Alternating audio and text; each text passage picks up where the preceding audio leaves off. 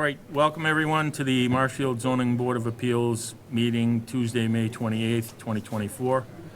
This is a hybrid meeting, so if you're dialing in, please use *6 to mute and unmute yourself. We're being taped by MCTV, so if anyone's interested. And I'm going to do a roll call because JJ should be out there. Point of privilege, we can't hear you. I'm here. Can you hear me now? Are the mics on? We have to move to, with this going. Yes, no. Can anyone hear me? I can't hear me. That's not. Hey, are the mics on, guys? They can't hear us. I can tell it echoes in the room when I can. This not working? We can hear you on Zoom. On Zoom can hear me. Is the room on?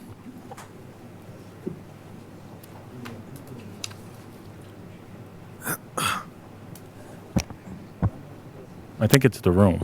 Those speakers aren't on. Yeah. Did they turn the room speakers on? But you can hear me, Andrew, right? Yeah, we can hear you loud and clear. All right. I'll just have, you can hear me now. Yeah. All right, thanks, guys. So we're going to do a roll call. Larry Keane, yep. Brian Sullivan, present. Brian Murphy here. Heidi Conway here. Jean Lee here. Mac Brothers here. Grover Hensley here. Thank you. All right, so we're going to start with 2433 Joseph Baker. The petitioner is seeking a special permit in accordance with 305-1012 of the Marshfield Municipal Code to demolish the existing single-family dwelling and construct a new 30-foot by 36-foot dwelling with associated rear decks on the property located on 26 Hillside Street, which is further identified on the assessor's maps as being on parcel K120306 and is located in the R3 zoning district. Name and address for the record. Good evening. I'm Rick Savant with Stenbeck and Taylor, representing the Bakers on this project. We're seeking a special permit for a raise and rebuild on this property. It's an existing non-conforming structure and also an existing non-conforming lot. As I said, we're proposing to raise the existing structure, construct a new 30 by 36 home on the property. We'll be improving both sideline setbacks. The front will go from a non-conforming front to a conforming front, and the rear will remain conforming. The overall building coverage after the house is built is 23.8%. So that's essentially what we're hoping to do, special permit for a raise and rebuild on this one. Andrew, anything other than your notes? No, it's, like you said, front is non-conforming, both sides are non-conforming, but the new structure will be less non-conforming than currently is and will not violate any other yard restrictions. Anything from the board? I went by here, these photos pretty much say it all. Anything from the audience? Seeing that there's none, I'm going to move that we close 2433 25 Hillside Street. Second. All in favor? Larry Keane, aye. Brian Sullivan, aye. Brian Murphy, aye. Heidi Conway, aye. Jean Lee, aye. Mac Brothers, aye. Grover Hensley, aye. I'm going to move that the board vote to grant the petitioner's request for a special permit, subject to the conditions. This project will require a demolition permit, a building permit, a certificate of occupancy, and a final as-built site plan, based on the finding that the applicant's proposal to demolish the existing single-family dwelling and construct a new 30-foot by 36-foot dwelling with the associated rear decks on the property located at 26 Hillside, as shown on a site plan showing replacement house dated 4/16/24 by Stenbeck and Taylor Incorporated, signed by Richard Savant, P.E., and the architectural plan stated 4/1/24, 10 pages, meets the special permit criteria of section 1012 of the bylaw. Do I have a second? Second. All in favor? Larry Keane, aye. Brian Sullivan, aye. Brian Murphy, aye. Heidi Conway, aye. Jean Lee, aye. Mac Brothers, aye. Grover Hensley, aye. Thank you. Excellent. Thank you very much. Thank you. Okay, so now we have 2434, William Bark.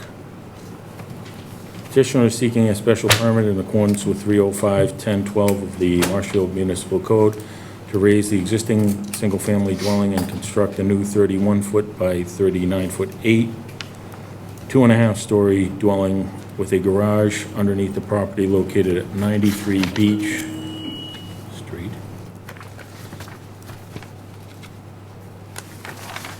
Street. Which is further identified on the assessor's maps as being on parcel M05-1021 and is located in the R3 zoning district. Go ahead. I'm Dick Rockwood with Rockwood Design, representing William Bark, and it's almost everything that Rick just said. On the last one, it's a non-conforming lot. We're in a flood zone. It's a non-conforming structure. The front of the house is literally right on the property line. That's why you can't see it.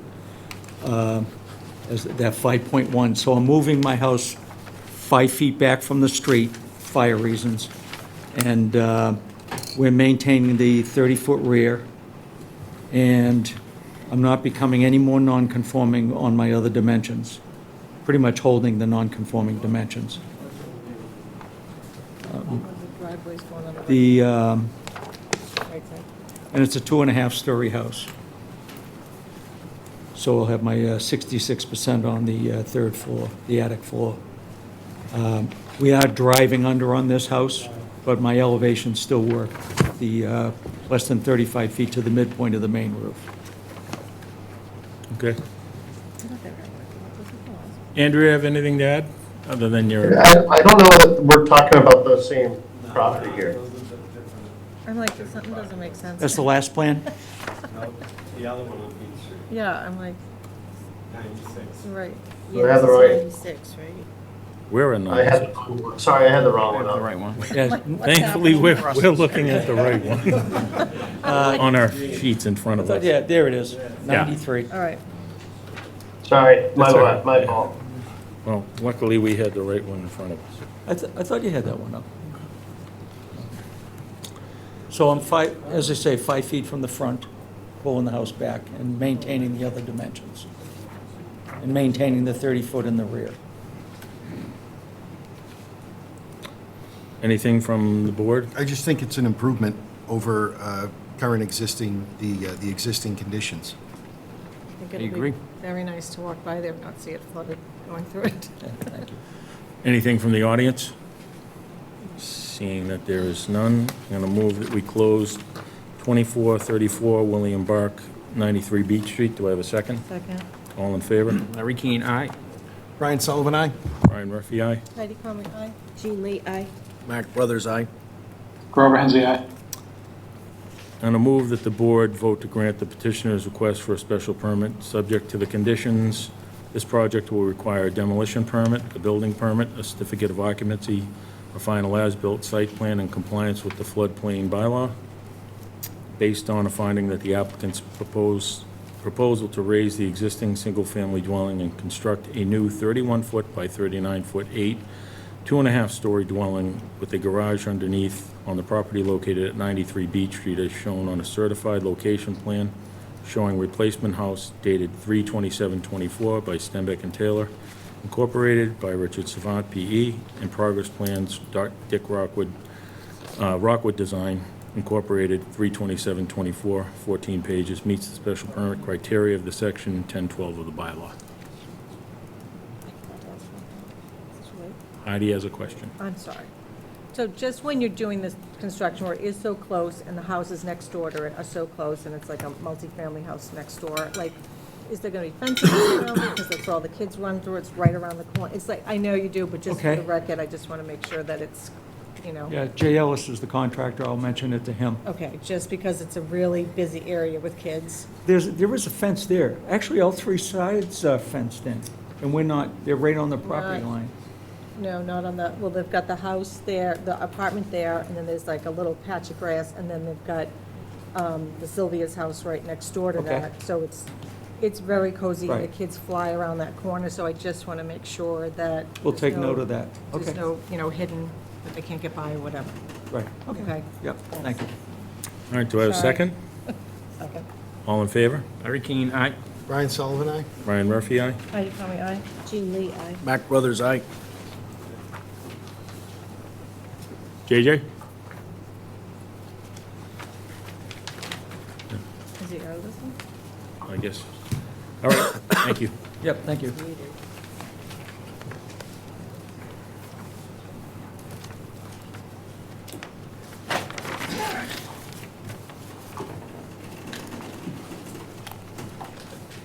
All right, so now we have 2435, JA Plymouth LLC.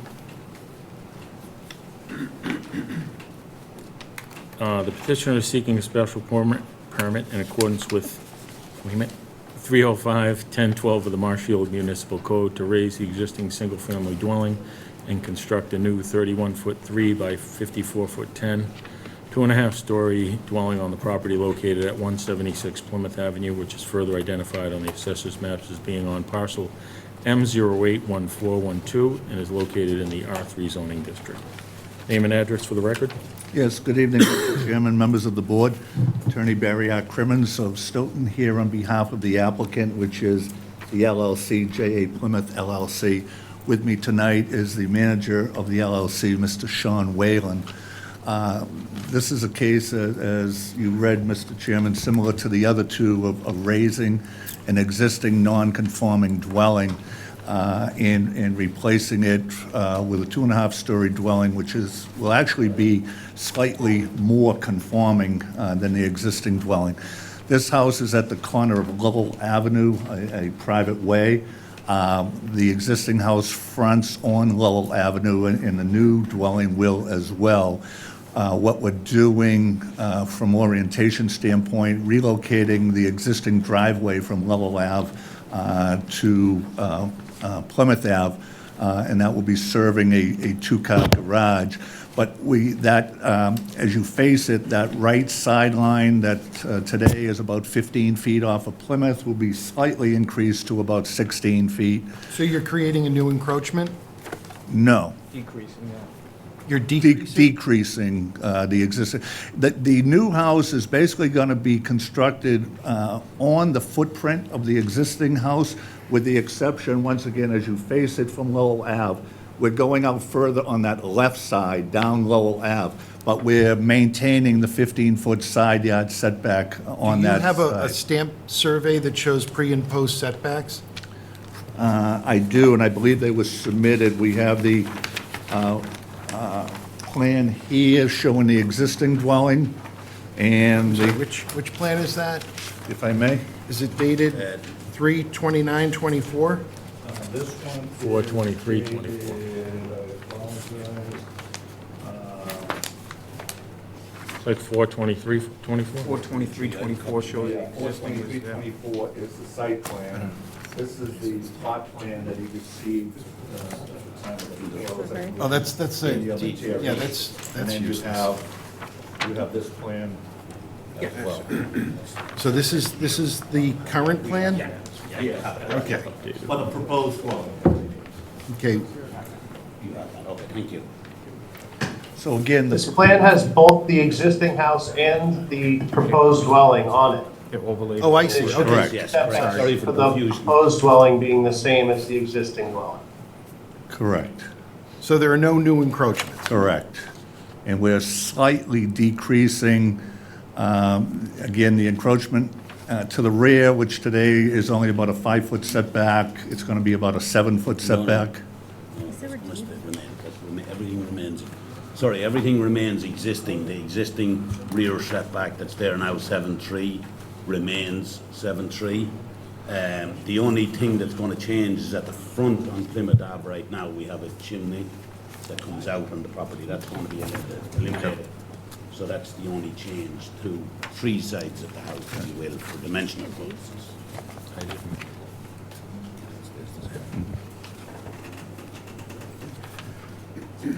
So it's an intensification of the lot coverage, but other than that, there are no new encroachments, Correct. Correct. and you're going from a single-family, To a single family. Still a Yes, single it's family. still going to remain single family. We're going from 2.5 story. yeah, 1 level to a 2.5 story. and you are creating a garage So there's parking underneath? Correct. Presumably getting the parking off of the street? We're getting two spaces in the garage. Two additional And two off spaces. the street. Thank you. So we're getting 4 spaces off the street.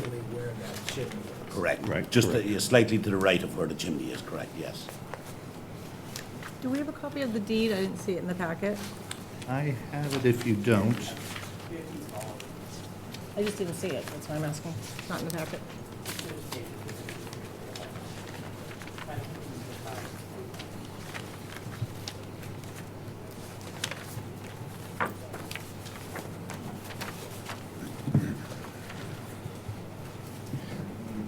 I don't see it, but I'll give it right back to you.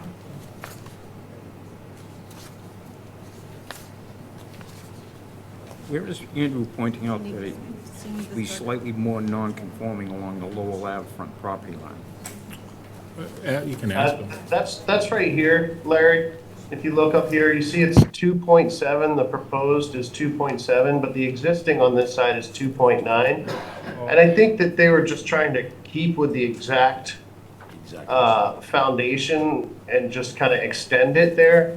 But really, the house has an opportunity to straighten out, maintain the 2.9 or make it 3 and keep, or whatever, and just keep the 7.5 all the same all along the back.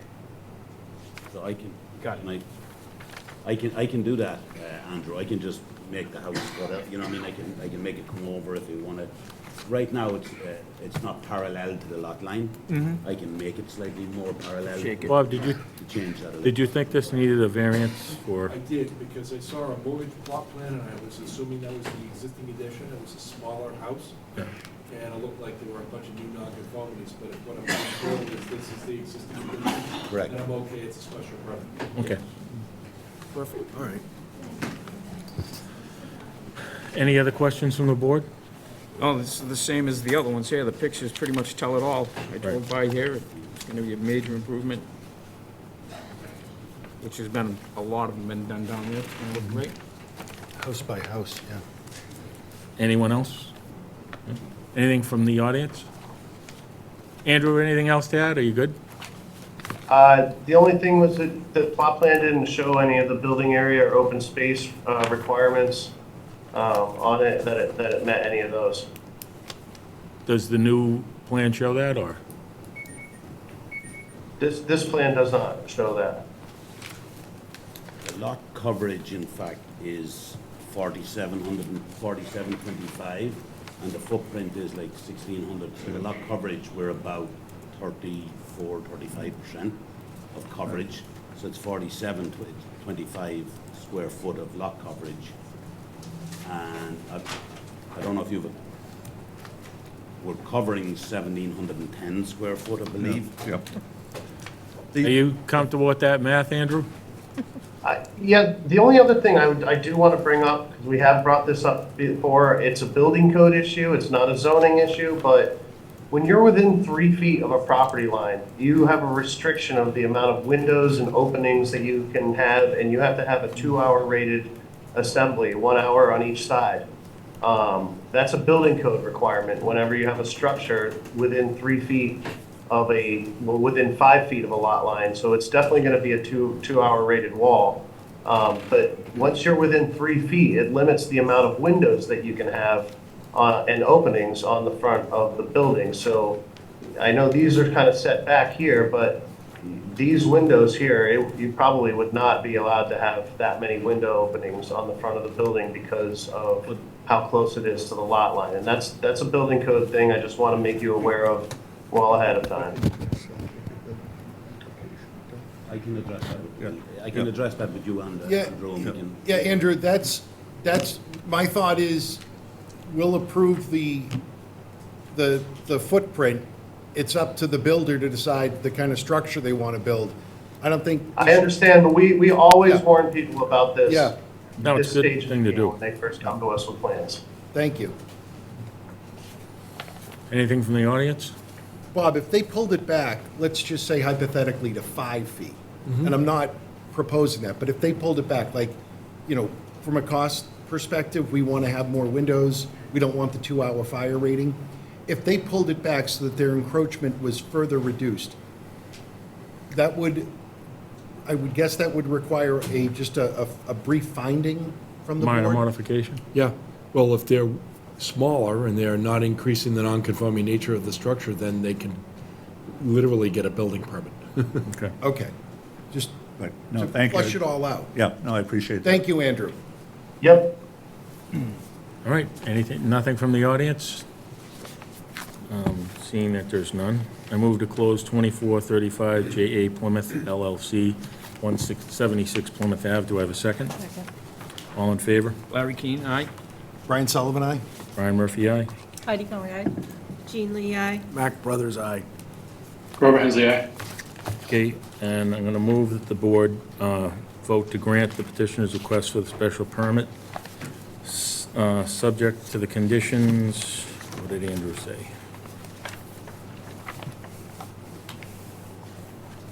This will require a demolition permit, a building permit, a certificate of occupancy, and a final as-built plan.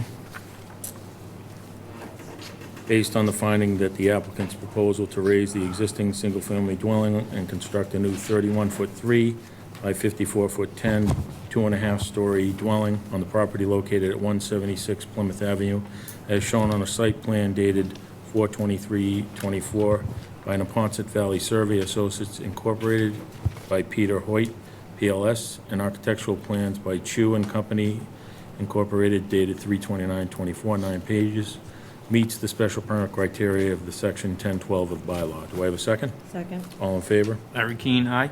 Brian Sullivan, aye? Brian Murphy, aye. Heidi Conway, aye. Jean Lee, aye. Mac Brothers, aye. Grover Hensley, aye.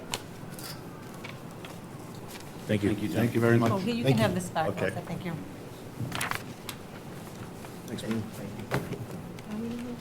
Thanks. Thank you.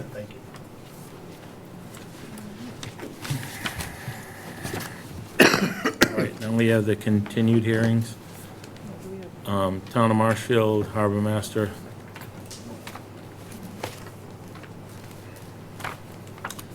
Petition, oh, I don't have to read it, I already read it in.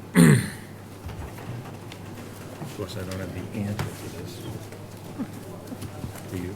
The old bill, the old notes From here? from the second. These are the new ones, or the old? Give an answer. Go ahead. Name and address for the record. Pat Brennan, PGB Engineering here on behalf of the Harbor Master. Excuse me. This project is to do some work down at the Ridge Road boat ramp. Currently, the bottom part of the ramp is in disrepair. Broken pavement, there's a drop-off at the end of the ramp, and things like that. She gave me that. What the plan is to replace the bottom half of the ramp with precast concrete panels. They're all fastened together, and then repave the remainder of the ramp. There would be some slight regrading as part of the project at the top of the ramp. Currently, during most high tides, the high tide water comes up into the parking lot. You can see there's an elevation 7 that kind of runs around the parking lot. We're going to pull that elevation 7 to the top of the ramp to try to lessen that flooding. Obviously, it's still going to flood during extreme high tides, but we just want to kind of lessen the frequent flooding that happens today. The other big portion of the project is currently on the north side of the ramp, there are floats. When boaters put their boats in, they use those floats to board the boats and so forth. The Harbor Master is proposing to put floats on the south side of the ramp as well, to make it easier. And also, the ramp's about 27 feet wide. This will allow for 2 vehicles to back down at the same time and unload a boat on each side and still have the floats, the access to the floats to allow people to get on and off the boats a little bit more easily. At the top of that, there'll be wooden floats in the water. There'll be an aluminum gangway up to a concrete landing up up the top, which would be ADA accessible. So it would be an ADA ramp over to the gangway and then down onto the floats. There would also be some benches that would be installed. South of where the proposed floats are, there's an existing pier there with floats that it's used by fishermen for dinghies. That's going to remain. We're going to put some benches around the top of that structure, and also a wood guardrail along the eastern portion of the entire parking lot and the northern portion. Right now, there's some bollards out there, but no real guardrail to prevent vehicles from actually going off and into the water or the marsh on the north-hand side. There are some car stops, but, you know, a wood guardrail would look better and serve the purpose a little bit better. Incidental to all of that, there would be some plantings, on the south side where Andrew's highlighting those plantings there. We would likely do some plantings along the guardrail when that's installed as well. We have gone through Conservation Commission approval for this. We still have to go to Mass DEP to get a Chapter 91, revise the Chapter 91 license for the ramp to add those floats, and we have to go to the Army Corps of Engineers. So this isn't something that's going to happen soon. Construction wouldn't be, it'd be at least a year away, and obviously during the off-season. So that's, in a nutshell, that's what we're looking to do here. Be happy to answer any questions. Anyone have questions? No, I just think it's a great project. I agree. Much needed. I went down to see the site visit. Thanks for explaining it, because it just doesn't look the same as it does when you get down there. So I understand it much better after seeing it in person, so thank you for that.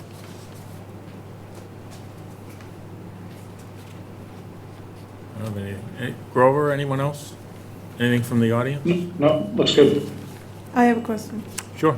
Name and address for the record. Mary Taylor, Grove Street. It looks great.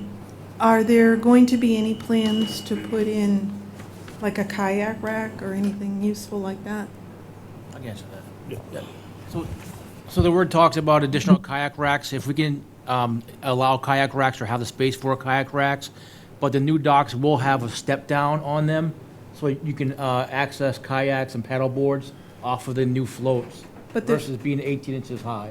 Right, that's great. If we can accommodate kayak racks as we do in Peter Igo Park and Green Harbor, if there's a spot for it, I'll definitely consider it. The problem is the parking lot's 15 car spaces, 7 trailer spaces, but if we can accommodate it, I'd be happy to do so. I think it actually came up at the May 7th meeting when we had the public hearing up there as well.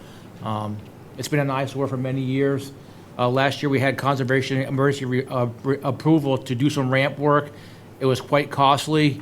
CPC approved this, town meeting approved this back in April for $669,600. So it's a project that has needed work for many, many years. And It's if we can- definitely necessary. Definitely will. It's a very dangerous ramp right now. It is, it's very The way it dangerous. drops, and it's Very very slippery. Yeah, Thank you. excellent, thanks. Anything else? I'm good. All right, seeing as there's none, I'm going to move that we close 2426 Town of Marshfield Harbor Master Ridge Road. Do I have a second? Second? All in favor? Larry Keane, aye. Brian Sullivan, aye? Brian Murphy, aye. Heidi Conway, aye. Dean Lee, aye. Mac Brothers, aye. Thank you. Grover Hensley, aye. I'm going to move that the board vote to grant the petitioner's application for site plan approval, subject to the conditions. Where's Andrews? This project will require 2 demolition permits, a building permit for the structure, a building permit for the retaining walls. Oh, I Yep. don't think you have the right one here. What's that? I don't know that you have the right one there. They just need the final as-built in compliance with the floodplain bylaw. Oh, yeah, you're right, I'm reading from the wrong place. So this will, completion of this project will require final as-built site plan in compliance with the floodplain bylaw, other conditions, all other local and state permits and approvals, use details, coastal wetlands information prior to opening. subject to the conditions based on the finding that the applicant's proposal to regrade and repave the Ridge Road public boat ramp, install a concrete access ramp and landing, gangway and pile-supported floats in the south side of the existing boat ramp, install a wooden guardrail, benches, and landscape plantings, Ridge Road as described in the project narrative and shown aerial photograph dated 2/5/24 showing proposed improvements to Ridge Road boat ramp, meet the site plan approval performance and design criteria of the section 1202 of the bylaw and the WRPD performance standard in section 1303F of the bylaw. Do I have a second? Second. All in favor? Larry Keane, aye. Brian Sullivan, aye? Brian Murphy, aye. Heidi Conley, aye. Jean Lee, aye. Mac Brothers, aye. Thank you. Grover? Grover Hensey, aye. Thank you. Thank you. Now we have 2422 Quirk Cars Incorporated, 903 Plain Street. It's already been read into the record. Yeah. We continued it. That's my throat.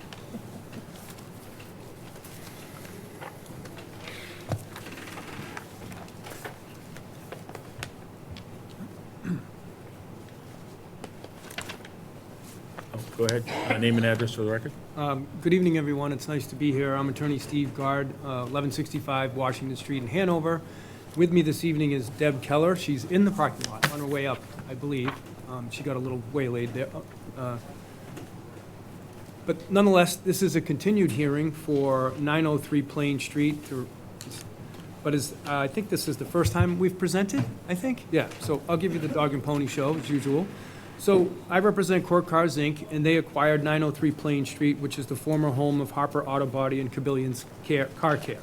It's a 124,313 square foot lot with 347 roughly feet of frontage along Plain Street. The existing structure is 5,525 square feet, and the applicant proposes to raise and reconstruct that structure in its approximate location with a 15,950 square foot building. The applicant has shown on the site plan 155 parking spaces, 20 customer spaces, 135 vehicle storage spaces, and 2 accessible spaces as well. As this is a pre-existing non-conforming use in the I district, the applicant has applied for a special permit and site plan approval for the reconfiguration of the lot in the installation and use as a new car dealership.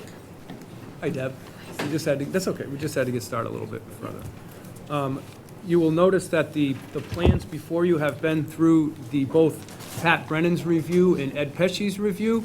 Both of their letters have been in full compliance by the revised plans that were submitted last week by Deb Keller from Merrill.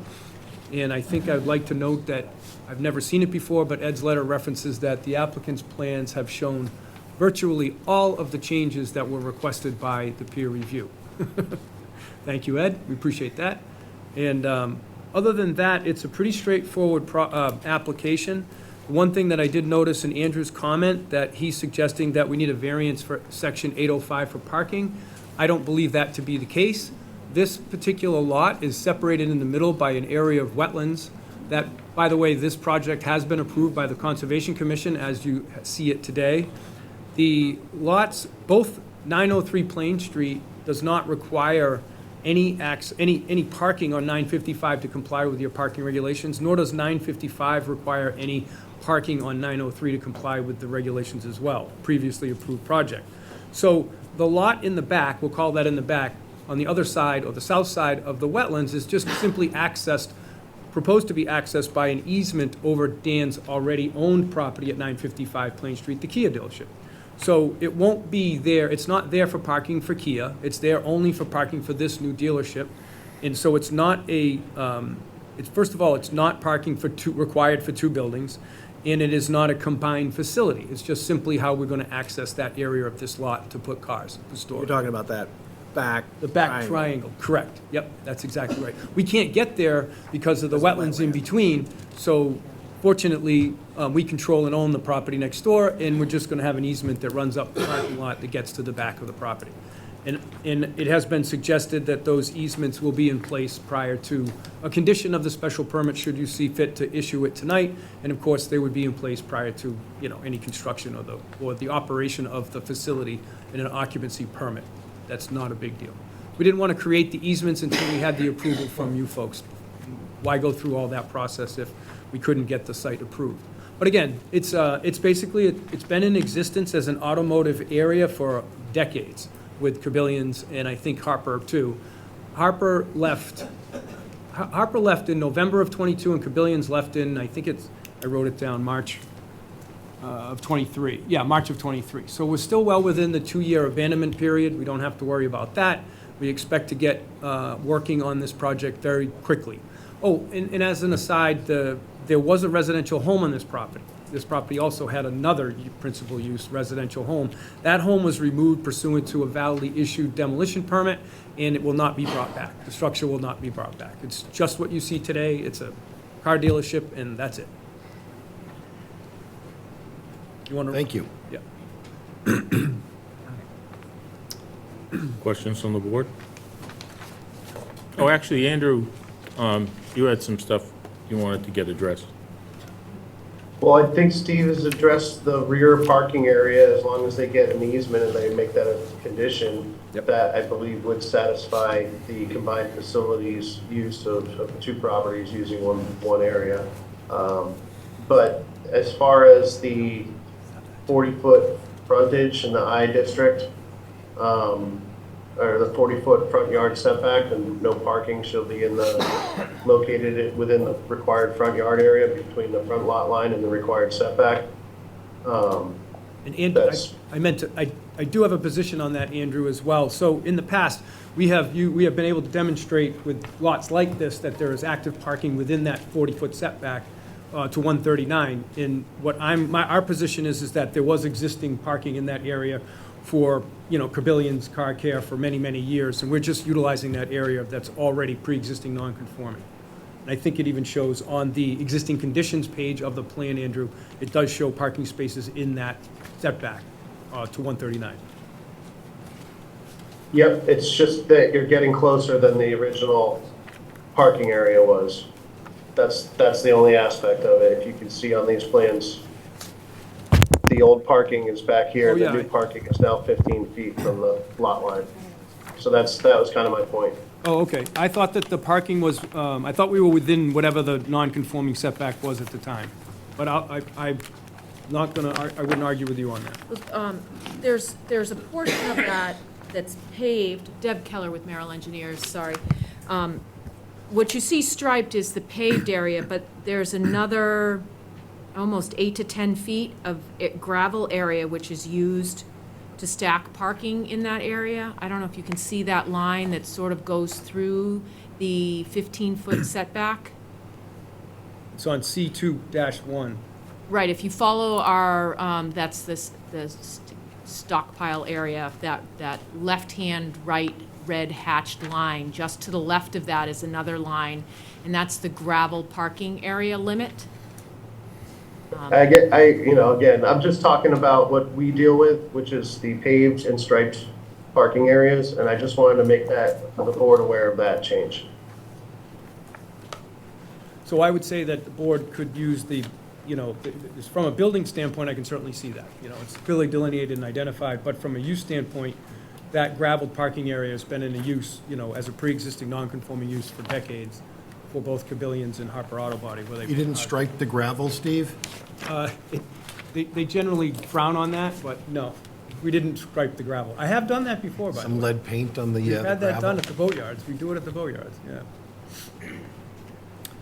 Anything else from the board?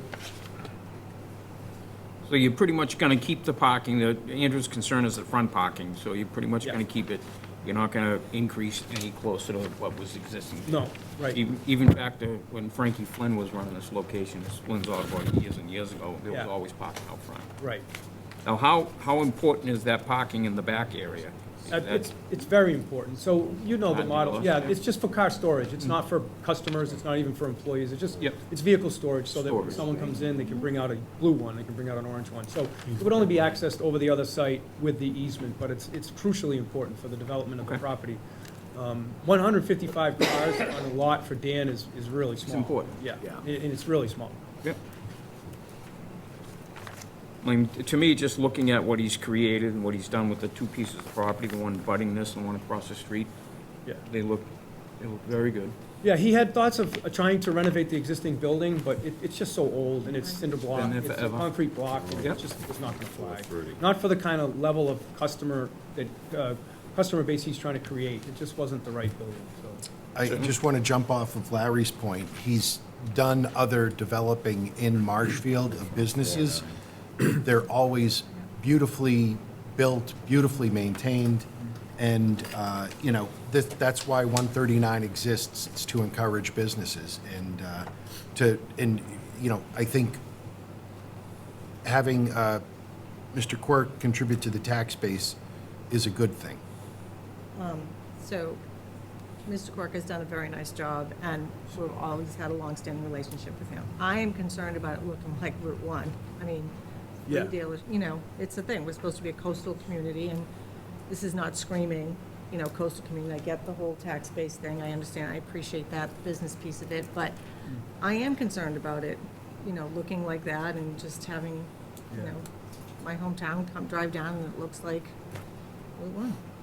Yes, and I can understand that concern. You're right to be concerned with that, and that's more of a planning thing for zoning-wise. This is an existing automotive use that's been in an automotive use for a long time, so it's just evolving into a nice-looking automotive use. There's really no way to plan not to do that. It's So there. it was It's there now. repairs, right? What's that? You're doing repairs there, like Mr. Well, we'd Killian service did new cars, of repairs, course. right? Yeah, definitely. Yeah, we'd Right, that's service what the he new did, cars. right. Yeah. So are you not selling them out of there, too? Oh, no, we'd What? sell them too. No, it's definitely an automotive. So it is dealership. going to be Oh, a yeah. car dealership? Yes, Okay, absolutely. so, Yep, So this new building's going to be 3 times the size of the yes, existing building? yes. So in comparison, is that going to be like the Jeep dealership or the Kia dealership? No, it's not going to be as big as the Jeep dealership. It'll be. Is it I going to think be it's- bigger than the Kia dealership? Is it, I don't remember how big the Kia dealership one was. That was existing. We used a lot of that building already. I think it's about the same. I think I this. do have the same concerns about Route 1 and Quincy Ave and Quincy turning into just Sure. nothing but a big parking lot of cars. Yeah. So- But these lots Dan's only really buying lots that are dedicated to automotive use. So it's not like he's taking a beautiful historic site and putting a car dealership in it. This is an automotive use existing. 955 was an automotive use that was existing. That was, I can't remember the history. I've done many for him, so I can't remember which one that one was. So I think that you're right to be concerned, but this is a lot that's pre-existing, non-conforming for, an automotive dealership, an automotive repair. Right, making the used- building 3 times bigger than the But ones there. the building complies with your bylaws and your performance standards for coverage and building size. So your bylaw allows that. so for me, I need a little bit more time to look at this, to make sure that I'm making the right decision because I just got some of the information today. So for me, I would like to see it continued to our next meeting if we could. Grover, do you have anything? I don't particularly see the point of pushing it to next meeting. We've already kind of we got input back. They changed everything on their end of things. It's currently a dump as it is. The only concern I have is the access to the back of that back portion. I would rather see trees sitting against that wetland area and reducing the parking by a little bit. But I mean, at the same time, I'm looking at it on Google Maps right now, and they're going to make the area better, in my opinion. If you look just a little bit west of them is the town's garage, and I'm looking at like 15 dump trucks sitting in their parking lot. So I don't really think it's that big of a deal. But you can't see That's them my from the input. street. My See them from the street. This is, you're gonna go right down. My point's Middle kind of the town. opposite, is that currently, it's a bit of an eyesore. It looks abandoned, it's actually, to me, it looks bad.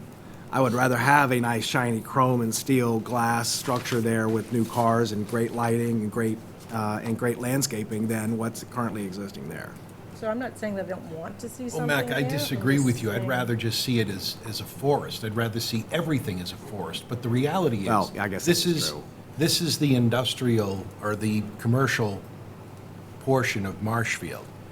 This is zoned for the proposed use. We asked the applicant to go in front of the Conservation Commission to have their plans reviewed by our consulting engineer. The applicant has done everything to a point that was asked of the applicant. It is a pre-existing non-conforming use yesterday. It'll be a pre-existing non-conforming use tomorrow. The building meets all the setback requirements. The use is consistent. I don't know what information could possibly come in 30 days that we don't have in front of us tonight. My comments were specifically to that site, not, I agree with you. Brian, I just wanted to correct you there. It is not a conforming use for that district. Neither an auto dealership nor auto repair they're both prohibited in this district. Well, it's pre-existing non-conforming yesterday. It'll be I pre-existing understand that, but I'm non-conforming just, tomorrow. you said that it was an Thank allowed you. use in this district, and I just wanted to correct it. Thank you, Andrew. I sit corrected. Anything from the audience? Seeing that there's none. So you'd like to continue to the next meeting? Yeah, I then? would just want to be able to review everything again, and So, because I haven't seen it. I'm other going to than what you move told that us. we continue this meeting to, when's the next one? June 11th. June 11th. Do I have a second? Second? All in favor? Larry Keane, aye. Brian Sullivan, no? Brian Murphy, aye. Heidi, call me aye. Jean Lee, aye. Act Brothers, no. Robert Hensley, no. So what does that mean?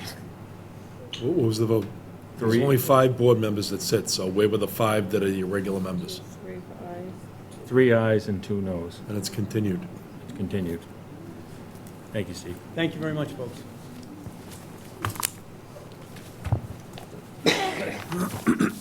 Brian? Who's that? Brian, Oh, hi, Greg. do you realize the chat function is not working on Zoom?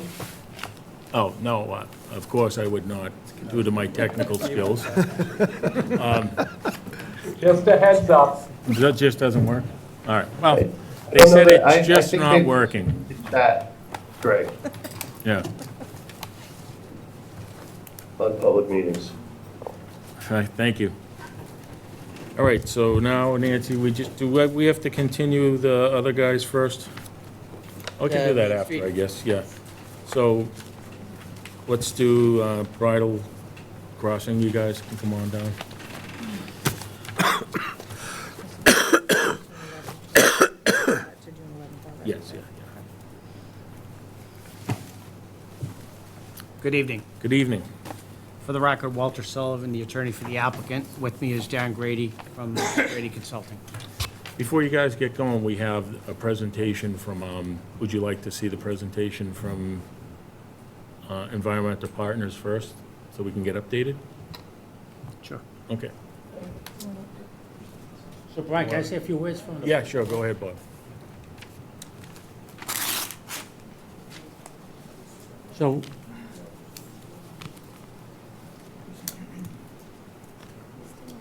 What's it? so I just want to go on record as the chair of the Board of Public Works, the Board of Public Works concerns. The Board of Public Work has 6 points that we want to put in the record.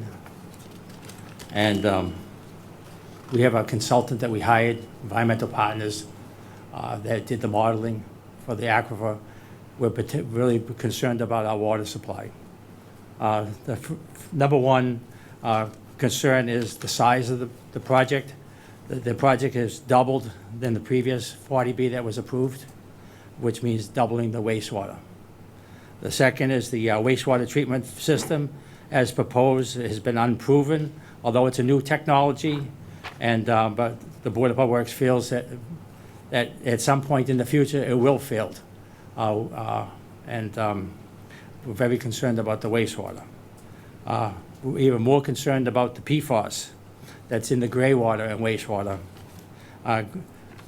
According to our consultants, in which they'll present, that the wastewater will be in our wells within 2 years. The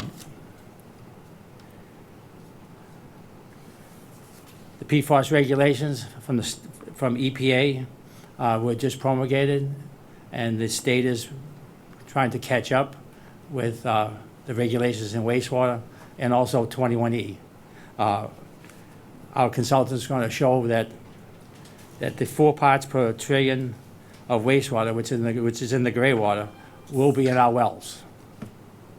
Having focused on that, the Board of Public Works, being the water commissioners of Marshfield, will have to start a design process to treat those wells for the contamination that's going to be coming from this development.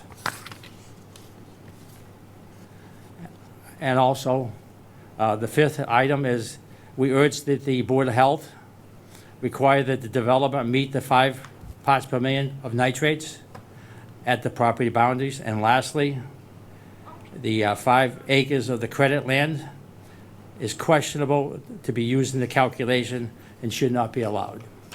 With that, I would like to turn it over to Rod Procasino, who will introduce the consultants.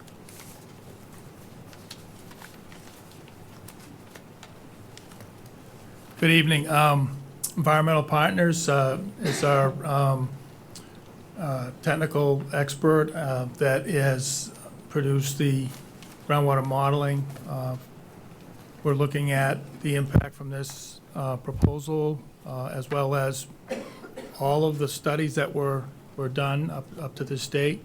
I'd like to introduce Kate Russo and Anne-Marie Tuberville.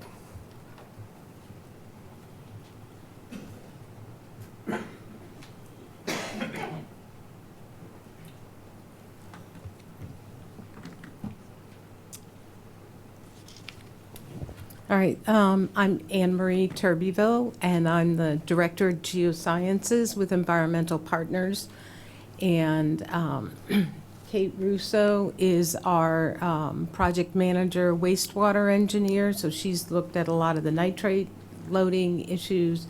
And then we're working with McLean Environmental. Mark Kaufman is attending virtually.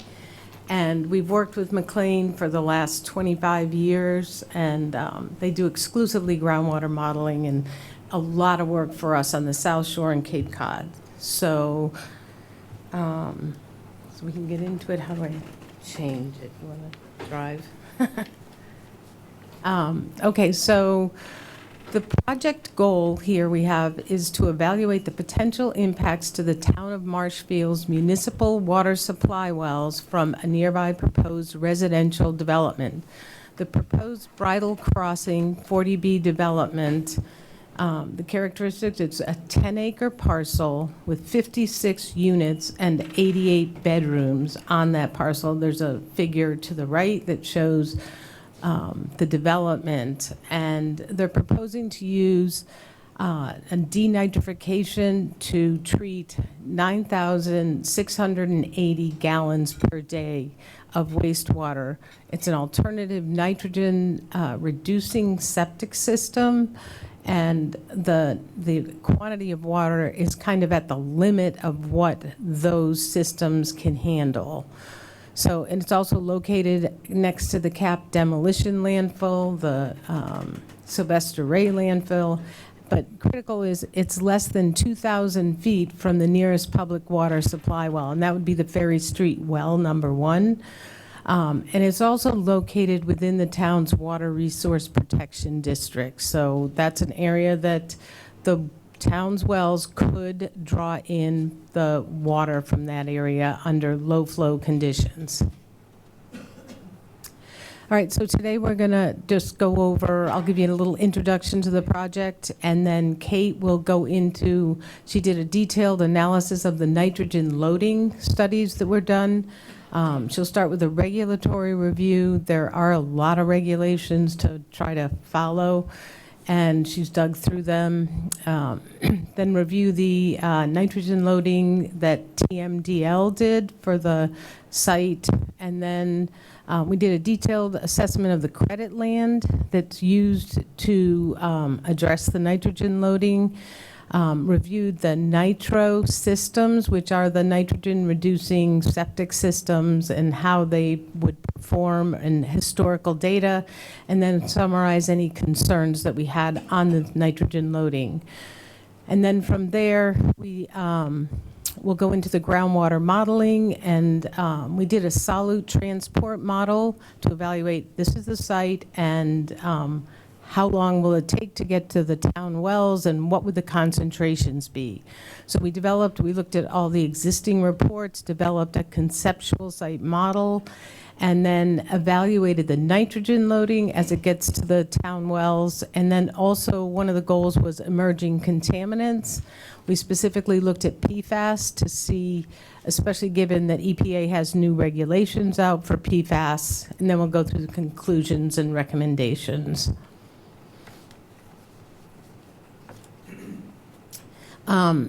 So the figure on the right in pink shows the development property, and to the north you can see the town's water supply wells. Those are the Ferry Street and Church Street wells, and right now they don't have contamination. The nitrates are low, the PFAS is essentially non-detect.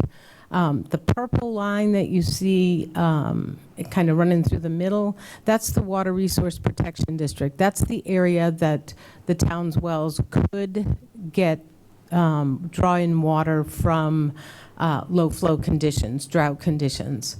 So we're looking at the nitrogen loading impacts from these alternative septic systems, concerns from emerging contaminants from on-site wastewater, and then what the long-term impacts could be to the Little Creek aquifer and the town's public water supply wells from both nitrates, PFAS, and other potential contaminants. So to date, our project we've worked on, we've reviewed the regulatory requirements for the nitrogen loading, which they're pretty extensive. We reviewed the design and specifications for these alternative nitrogen removing septic systems, reviewed the nitrogen loading analysis that were done historically, and reviewed and compiled. And then those are the nitrogen loading, and then we'll summarize that. Then we reviewed and compiled existing hydrogeologic information for the area, took that, developed the conceptual site model, and then we did the solute transport, given the concentrations that have been noted on the site. How long would it take to get to the wells, and what might the concentrations be? So with that, I'm going to turn it over to Kate, and she's going to go through all the wastewater nitrogen loadings parts of the project. Good evening. I'm Kate Rosa. I'm a professional engineer and project manager with Environmental Partners. I'm going to walk through the nitrogen loading review as part of this study. So to summarize again what Anne-Marie just shared, the project deliverable was to review items prepared, the TMDL solutions memo, design drawings, Nitro, which is the technology brand name by the company Clean2, septic system information, and then review applicable state on-site wastewater regulations known as Title V. So based on this image, just to kind of walk through for everyone again as a reminder, the main rectangle is the development area. That's the 10-acre parcel with the 8 individual green boxes, and those are all of the leaching fields or soil disposal systems for the on-site wastewater treatment. And then the puzzle piece looking parcel to the top of this figure is 5-acre parcel that was previously discussed as credit land. So as I mentioned, we reviewed the state regulations for on-site wastewater treatment. Because the site is located in a Zone 2 district and the credit land is also in a Zone 2 district, we were looking at a couple of different things. Number one, as Anne-Marie noted, the flows for the overall site are 9,700 gallons per day. The state will trigger automatically a Mass DEP review of any properties that have a flow rate of wastewater of 10,000 gallons per day or greater. So it is close to that, approaching that window. Therefore, because it is below 10,000 gallons per day, it is subject to the local regulatory authority review, Board of Health, unless otherwise noted by the community. So we were looking to understand more about the restrictions within Zone 2 for on-site wastewater treatment. As stated in the Title V regulations, there is a provision to allow for a greater loading rate. So when I say loading rate, that means the amount of wastewater compared to the overall size of the development. The standard for Title V is 440 gallons per day per acre. If you are able to use a nitrogen reducing system, then you can increase your flow to 660 gallons per day per acre, which is an increase in essentially density. But if you have a nitrogen removing system, then you are able to use that higher equivalency. However, the other item is this flow chart that you will see on this slide is related to the nitrogen standard for specific areas within the Zone 2 area or nitrogen sensitive areas. And this is from the guidelines for Title V aggregation of flows and nitrogen loading, 310 CMR 15.216. And yes, the regulation has its own guideline built in, which I found fascinating. But sidebar. Would you please speak up? I'm having trouble hearing you. The air conditioner's. I think if you pull the microphone closer to you, How's that? that's better. That's I'll better. use my Thank deep you. voice. Okay. So the other item I wanted to note is as part of 15.217 from Title V, bear with me, this is for the use of an enhanced nitrogen removal system. A system receiving a design flow credit for enhanced nutrient removal pursuant to 310 CMR 15.217 must still comply with the requirements of 310 CMR 15.100 through 15.293 with respect to system siting and design. The credit does not affect any other siting or design requirement. So when looking at the definitions for what might constitute an additional review under Title V, we go to that guidelines for Title V aggregation of flows and nitrogen loading. For those of you who may be new to that terminology, the aggregation of flows and loading is what does that parcel, including all of its developed runoff, both developed and undeveloped, contribute to a nitrogen load on the property. So it's looking at the entire wastewater and parcel loading. So under that aggregation of flows and nitrogen loading, for a facility located in Zone 2, the Board of Health or the department, referring to Department of Environmental Protection, may require an assessment using a DEP nitrogen loading assessment for projects that could potentially result in impacts at the public supply well. So again, I want to direct you to this figure, which walks through an overview of what some of the possibilities are for understanding the aggregation loading and the aggregation of flows and nitrogen loading consequences for a proposed development. What I want to do is use this laser if I can. I don't think it shows up. It won't work. So Yeah, it we'll doesn't just follow me through the words. This flow chart is just walk with me. So we'll go through the nitrogen sensitive areas to the left, Zone 2. That is the Bridle Crossing parcel. It is a residential property with 2,000 gallons per day or greater worth of flow. So then if you follow through, the 440 gallons per day per acre equivalency can be waived with an enhanced nitrogen removal system. Absolutely. However, for following down into the left category, facility in Zone 2, credit land in Zone 2, the more stringent requirement requires that certain facilities cited in Zone 2, 5 milligrams per liter nitrate planning threshold at the public water supply well with DEP evaluation. And that is at the discretion of the awarding authority or the Board of Health or DEP discretion, except where it's required because the public will be at risk.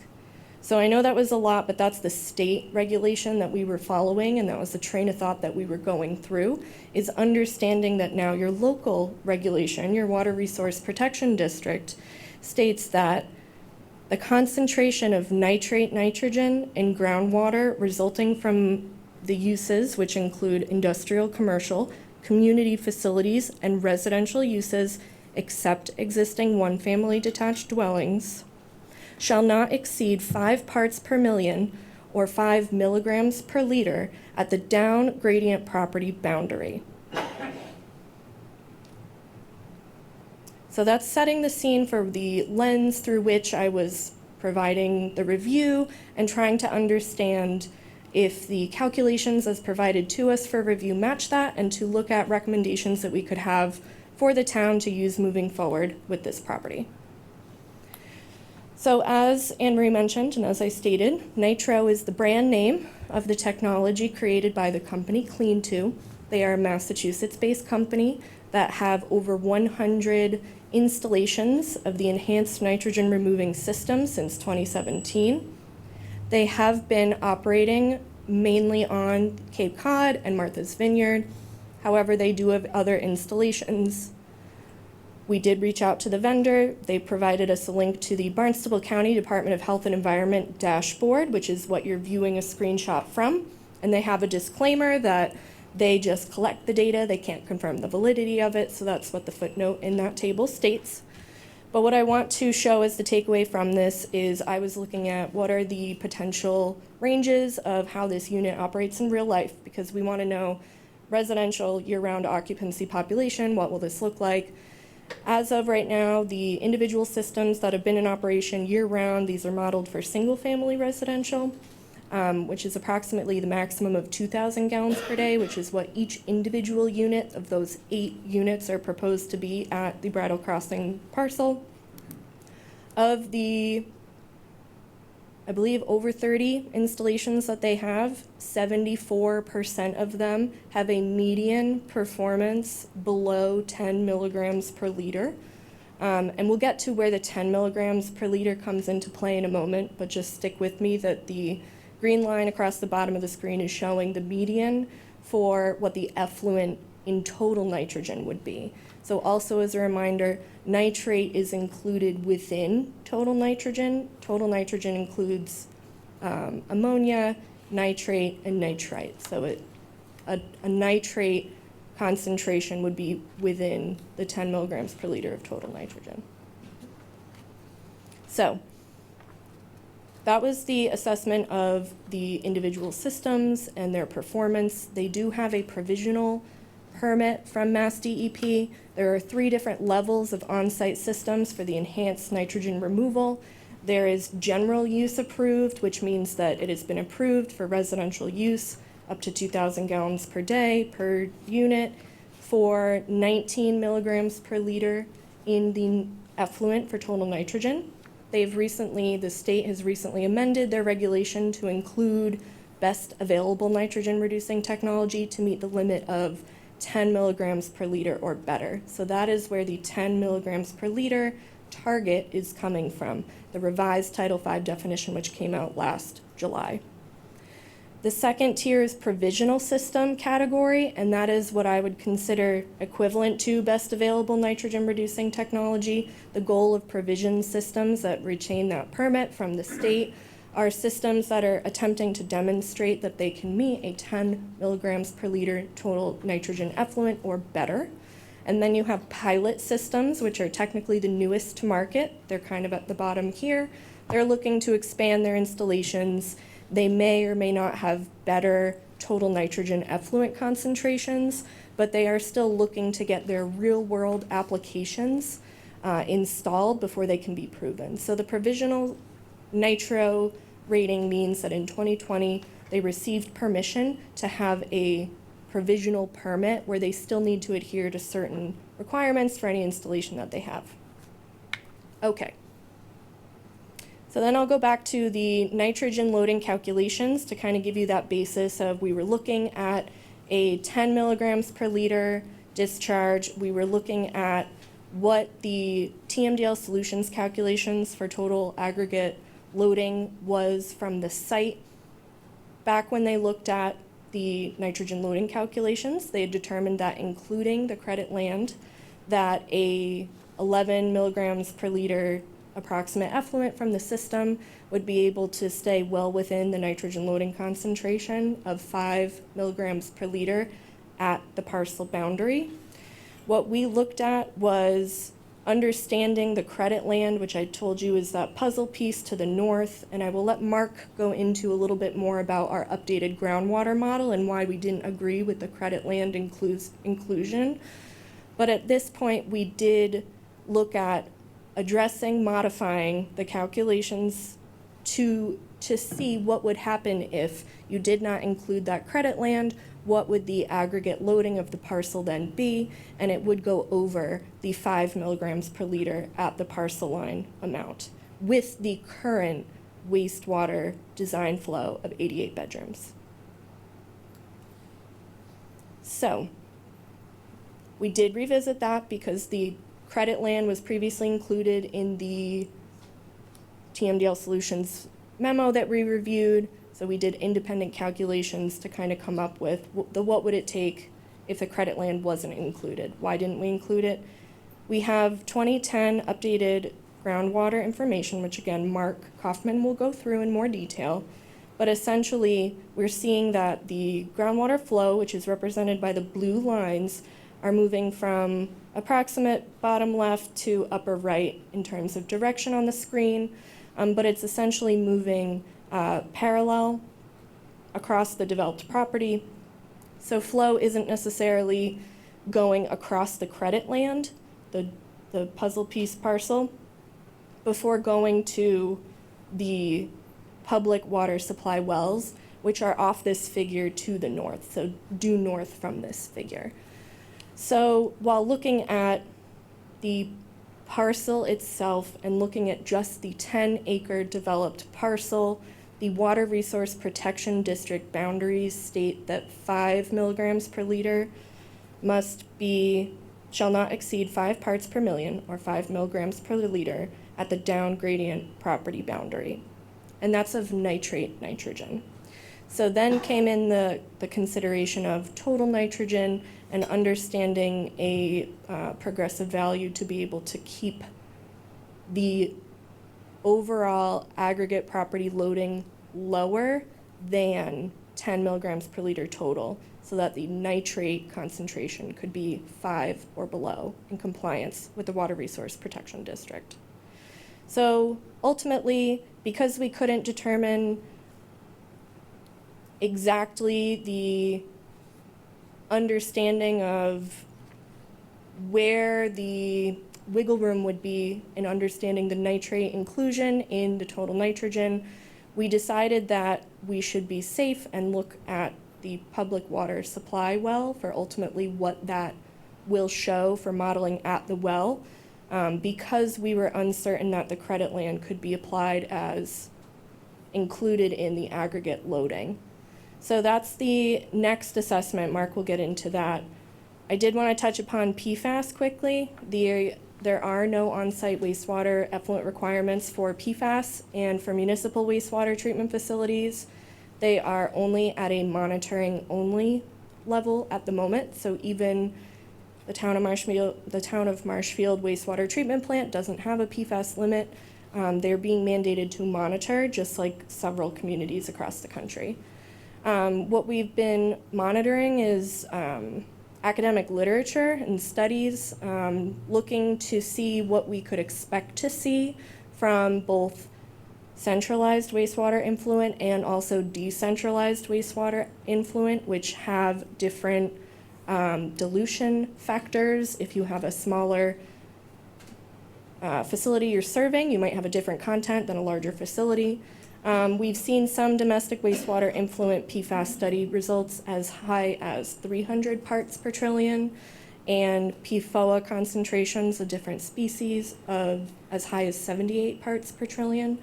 And for reference, in April, the EPA announced the National Primary Drinking Water Regulation, or the enforceable action level, maximum contaminant level, also known as an MCL, of 4 parts per trillion. So to note, there are currently, the current drinking water wells are non-detect for PFAS. And sources of PFAS that we've been noting, as studies have shown, have been anything that humans are consuming or using in their everyday life that get flushed. So we're looking at beauty or hygiene products that might have trace amounts, nonstick pans or food packaging residues, and then laundry residues such as waterproof materials that over time will lose its applied chemical, and it all compiles and gets flushed. So I have a quick question, just not to interrupt, but when was the last time the wells were tested to see about the PFAS in that area? Annually or quarterly? Yes, sometimes it's quarterly, Here. sometimes it's annual. What? I can answer that. Dave knows the There you go. Go for it. Wells were sampled on April 23rd, 2024, and the analysis for those, basically all the town wells pretty much in the same ballpark, time-wise. Analysis dates were for April 29th, 2024. And nothing was within the reportable level for Church Street, or Ferry 1 or Ferry 2. However, the method detection limit is at 26 and has gone up to 29 actually during that same period of time.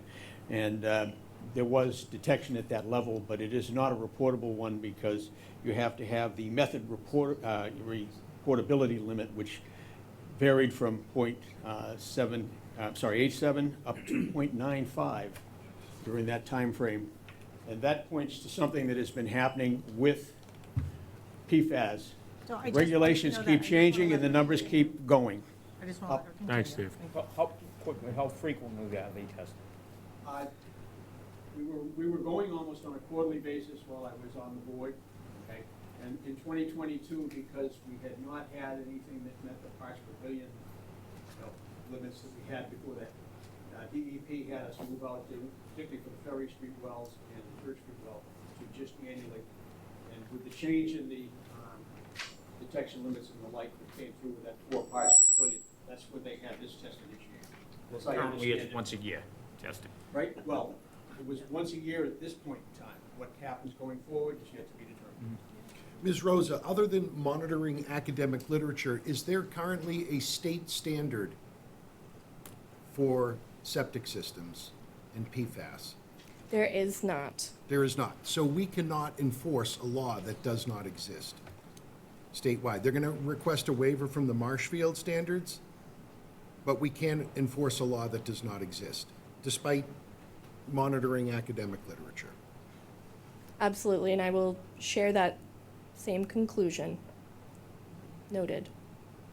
Thank you. But you could also, you can limit the nitrate concentrations at the property boundary, so. you know, The Kate just nitrogen went- loading is less than 5 parts per million, is that correct? And the standard is 10? It is not less than 5 milligrams per liter at the parcel boundary under the current wastewater flow of 9,700 gallons per day, and excluding the credit land as natural area. And the credit land is allowable, correct? For this particular parcel, as I understand, the definition of credit land is that the credit land must be adjacent and down gradient of the impacted area of the discharge for a facility where the design flow is 2,000 gallons per day or greater. So based on, and I'll let Mark, our hydrogeologist, speak more to this so he can give more background. We determined that the flow met neither of those conditions. It is adjacent, but it is not down gradient to claim credit under the aggregate nitrogen loading calculation. Thank you. So conclusions, under Title V, You can assume that higher nitrogen loading rate, higher than 440 gallons per day per acre. You can go up to 660 gallons per day per acre. This property is at 592 gallons per day per acre. However, the regulations also state that a conventional backup needs to be in place in the event that the provisional system does not meet its performance requirements. As we are in the Water Resource Protection District, the standard, what is considered equivalent of a general use IA system, is too high of a total nitrogen effluent for this district.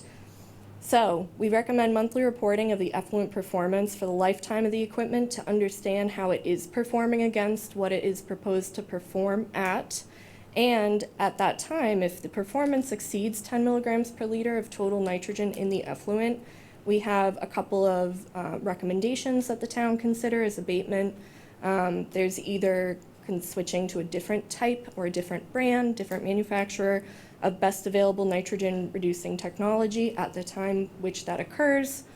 The landscape may change, and other manufacturers might have better technology if and when the existing nitro system doesn't meet its performance.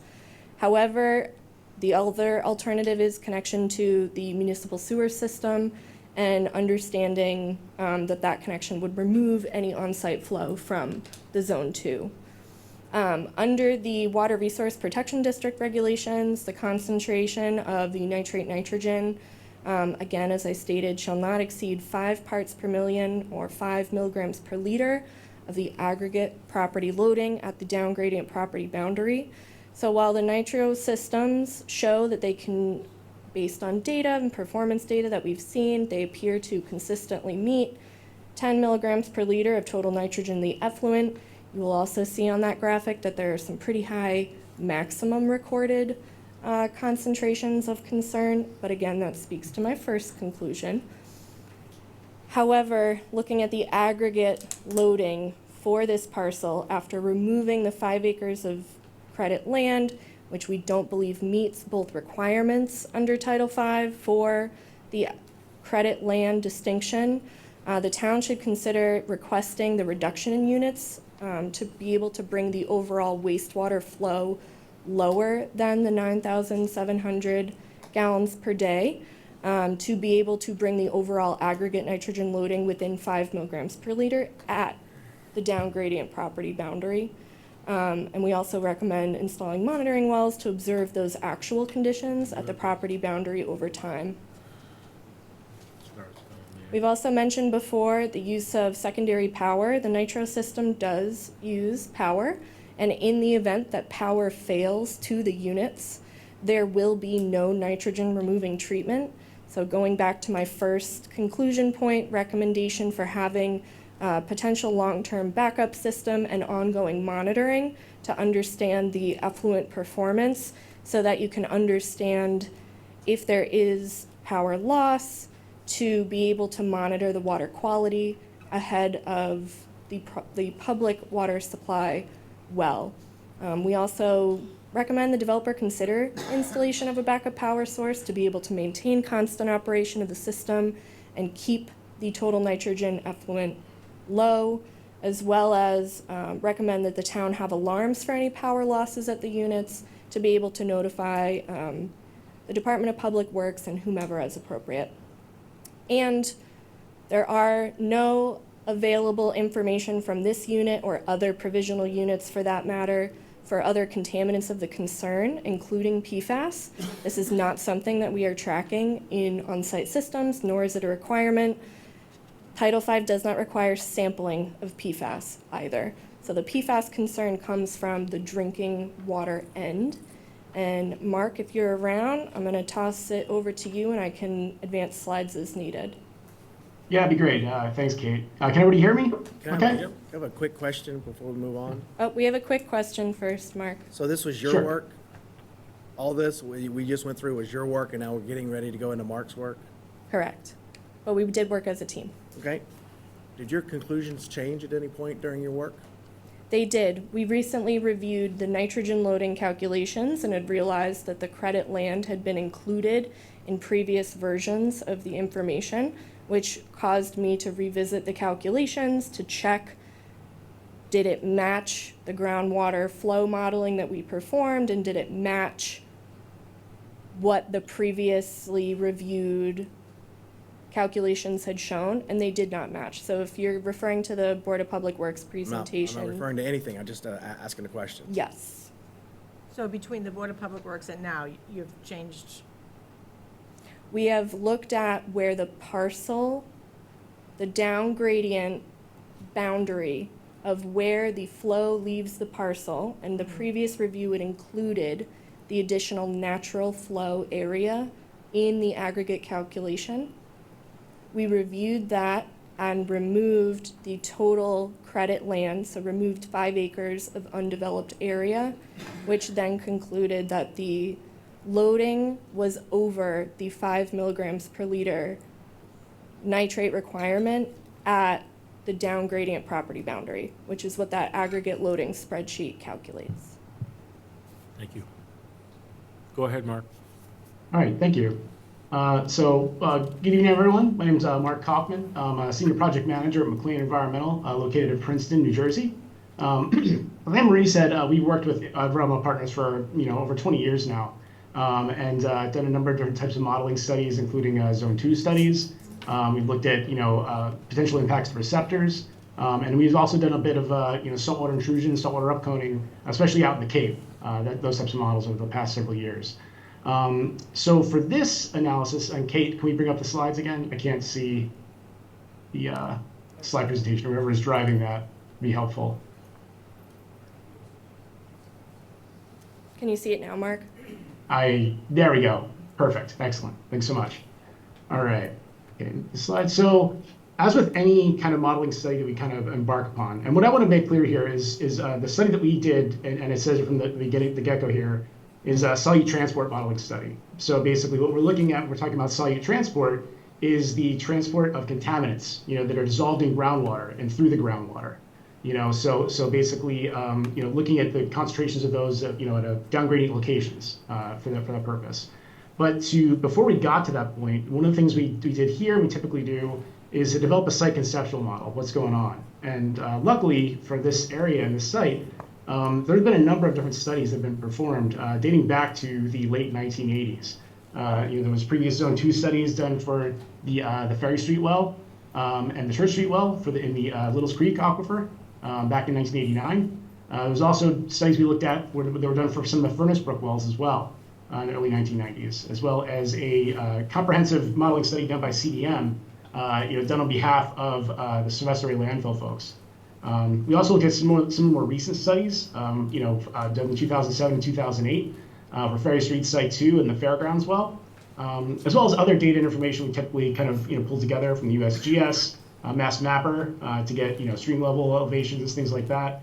We looked at the Bronco Crossing development plans, some of the Sylvester landfill reports that were prepared, and then groundwater pumpage reports for some of these wells that are in the area. Now, as Kate mentioned earlier, stay on that slide, if you would. Okay, great.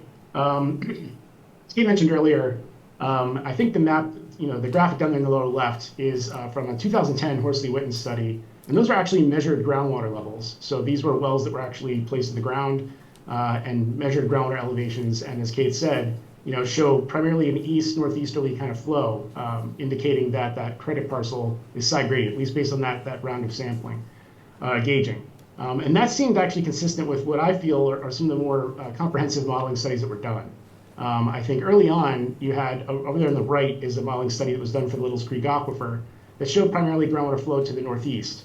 But one of the things they mentioned in that study was, they used some pretty simplistic assumptions, regarding that, the boundary conditions used for that model. And they hypothesized that groundwater flow does seem to be in a more easterly direction because they assume no flow boundaries on that model. And that's something that CDM, following that study, kind of picked up on, and that graphic up to the top. And I apologize, these graphics from these older reports aren't the best, but the black kind of blob up to the top is essentially the capture zone for the Church Street and the Ferry Street wells, which shows essentially an easterly kind of flow direction that gets kind of pulled into the northeast towards the wells after migrating easterly towards Telegraph Hill. So this, coupled with the measured water levels, groundwater levels at the site, is kind of what led us to, conclude that, at least based on the limited information the modeling studies have been available, that groundwater flow does appear to be easterly and to the northeast as it gets pulled in by the wells as it migrates to the east. Next slide. So for the purpose of our analysis and to kind of look at these concerns regarding potential downgradient concentrations of nitrate and PFAS at distances coincident with the credit parcel boundary in Ferry Street Well 1, we performed some site transport modeling analyses, some preliminary analyses to look at this. To do this, we used a software called TSChem, which is essentially a library of analytical and semi-analytical solutions to the effective dispersive equation. I know that's a lot to take in, but what that is, the effective dispersive equation is basically what governs the transport of contaminants in groundwater. And there's a number of different solutions that have been developed and published over the years, and they've been incorporated into TSChem, and they all kind of fit different situations, different kind of, assumptions regarding source areas, whether they're transient, whether they look at concentrations changing through time or their steady state. But for the purposes of this analysis, we used a model called AT123D-AT, which was originally developed and published back in the early 90s, and then updated back in 2012. And the nice part about AT123D, and the reason we used it, is what it can do is it can look at a horizontal patch source, like a rectangular source at the water table, and take into account mass loading. So basically, if we have nitrate or PFAS that's basically being discharged with that wastewater, we can look at the actual mass that's being loaded over that patch source per day. So basically, you get down to pounds or kilograms per day of mass that's entering that system through the infiltration through these wastewater beds that Kate talked about earlier today. So to do this, we pulled information from the available reports and data that we had available. So number one of those, it's important to note these analytical solutions do assume one-dimensional flow directions. So they don't do variable flow directions, but we do put a groundwater velocity in there. And that was based on some of the previous studies that have been done. So the hydraulic conductivity values and the hydraulic gradient values that were utilized were based on some of those previous studies. And also the hydraulic gradient, was based on measurements from modeling studies that looked at zone 2 conditions. So which are more conservative because they're, more increased drawdowns due to, they're essentially done under drought conditions. We also based it on some of the information from some of the site plans. So that's, for instance, the wastewater discharge volume of 9,700 gallons per day. And then the concentrations in the wastewater discharge, for nitrate, we assumed about 10 milligrams per liter. So again, conservative assumption there. And then for PFAS, I'll talk a little bit about what the concentration we used for that and how we got there. But before you do that, let's go to the next slide. The one thing I do want to mention is these analyses that we did are pretty conservative, and for a number of reasons. So I just talked a little bit about, and Kate talked about earlier about, basically flow directions being more likely to the east and then, in the more easterly, northeasterly direction. But for this analysis, we assumed a direct pathway from the parcel down to the Ferry Street 1 well. Basically a direct pathway from point A to point B.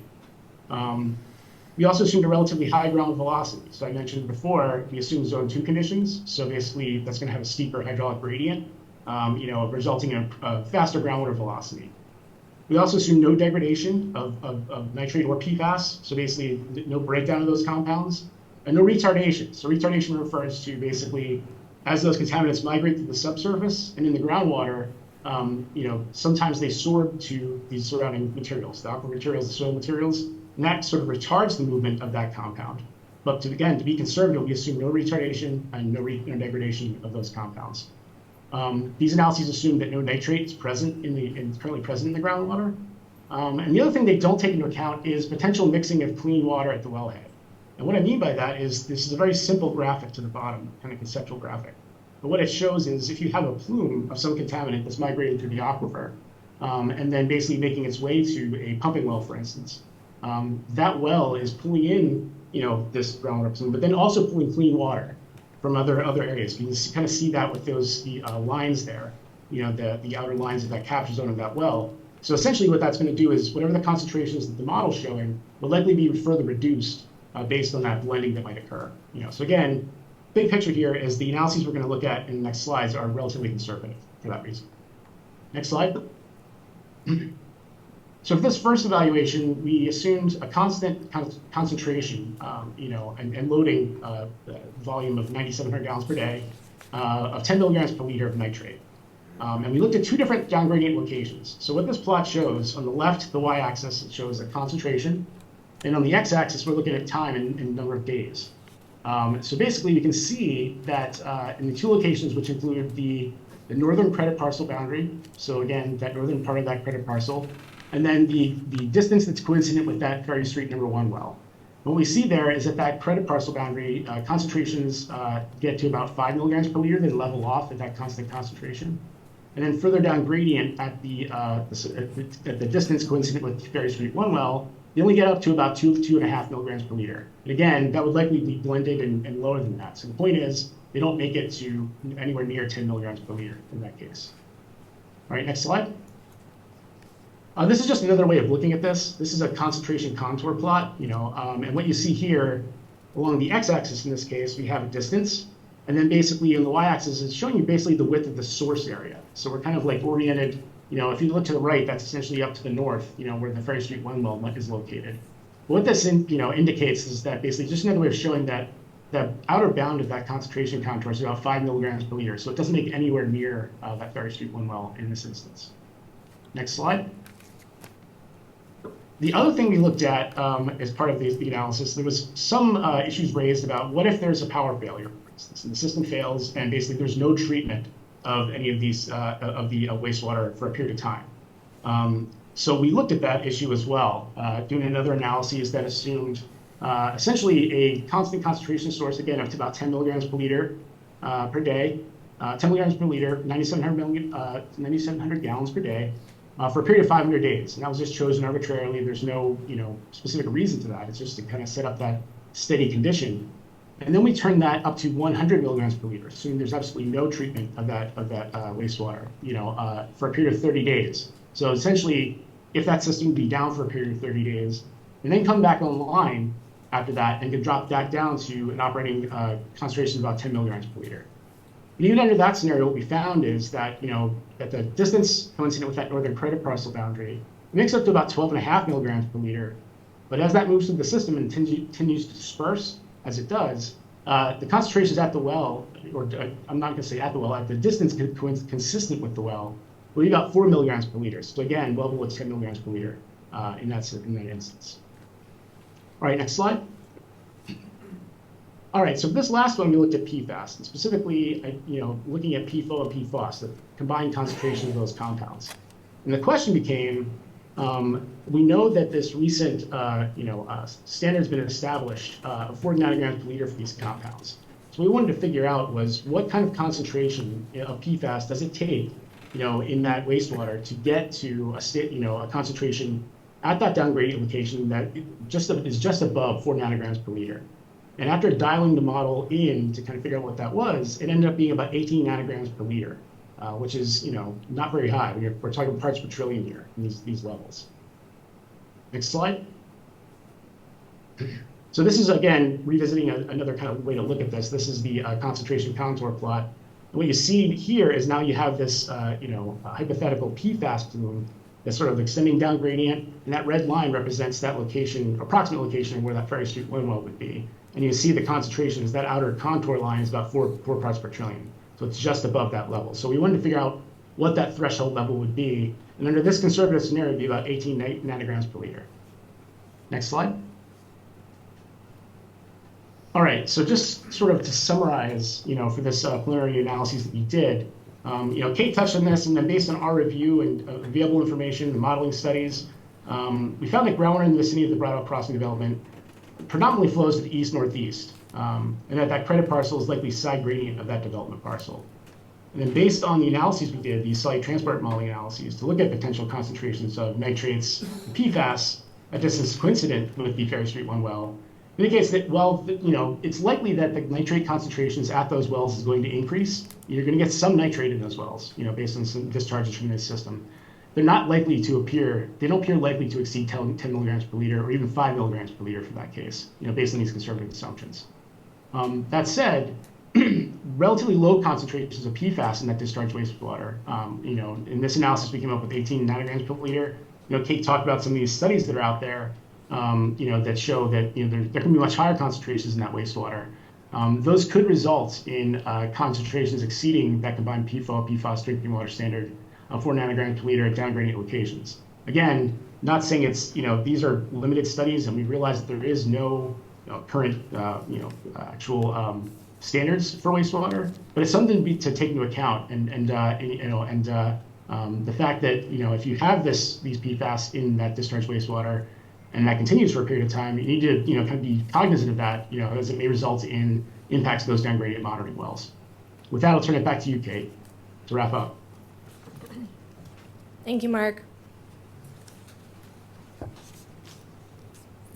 So again, the recommendations are to condition monthly reporting of the nitro system effluent performance for the lifetime of the equipment, which is in addition to the requirements that nitro is required to meet under their provisional permit.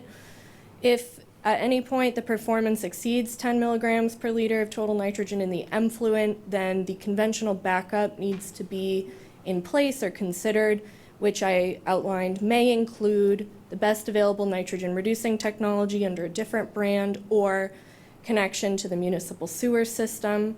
Again, we touched upon what power loss would do for the nitro system and we recommend that the developer consider installation of a backup power source, and also recommend the town requires automatic notification for any power losses.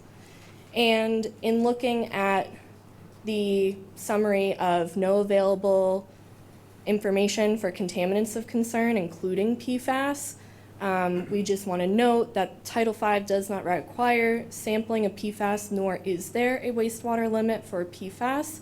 However, as stated in the Water Resource Protection District nitrogen loading regulation requirements for the town of Marshfield, excessive nitrogen in groundwater has also been linked to excessive levels of other contaminants, and I would also agree that there is literature showing that to be consistent. So we do recommend that a rigorous baseline monitoring program be implemented to understand what the baseline conditions are for PFAS, and to allow that PFAS can be monitored over the life cycle of this implementation. And then the one item I didn't include on this slide, but I touched upon it earlier in my analysis, is with regards to the aggregate loading and the removal of the 5 acres of credit land does put the downgradient parcel concentration at greater than 5 milligrams per liter. And there is the concern that the current bedroom amount of flow of 9,700 gallons per day might be considered a risk to the public water supply wells, and could be considered for reduction by the Board of Health as they see fit as the regulatory authority. And that's all we have for our presentation. Thank you. Thank you.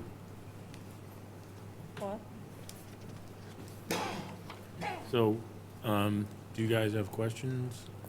I've got questions. I'm probably not the team member with the most expertise on the topic, although given my vocation and my disposition, most people consider me to be an expert on CPAS. I would note that I think largely the issues brought up by this presentation tonight, which seems to differ from the presentation we were given, was addressed on May 22 and May 24. An email from Gary Russell to the ZBA confirming that his review finds that our septic system is Title V compliant. And he references an email he received from Brett Rowe at DEP indicating that because of our flow rate and because we're testing at lower than 10 parts per million, we don't even need the credit land. As Mr. Sullivan noted, we only have to comply with state standards. This is a 40B. Notwithstanding that, the applicant has heard much concern from abutters and other boards about our septic system and PFAS. And so, as we indicated in our letter that we submitted to the ZBA a few days ago, the applicant is willing to convert this to a condominium. What we believe that would do is we would be able to control in the homeowners association documents compliance with PFAS regulations to the extent that they exist, and also the Title V requirements and the proper use. And we could obviously consult with the town in drafting those in a way that's responsive. We're also willing to hire a consultant to work with us about PFAS materials that are sensitive during the construction process. We've done a lot of our own research, but we really haven't found anything on point, but we do know there are people who are expert on PFAS, and as a condition of the approval, we'd be willing to hire that person for purposes of construction. The lawyer in me can't help but note that it does seem, given the expense that was spent by the Board of Public Works, that being hit with this report that difference from what we were given just a few days ago is fundamentally unfair to the applicant. I note that in all of the scenarios presented in the presentation tonight, it was noted that this was preliminary results for discussion purposes only. We are at the goal line. We have given an extension, and that extension is due to expire. I also note that in the presentation I was given on conclusions and preliminary findings, it indicates that the land was likely side gradient, not side gradient.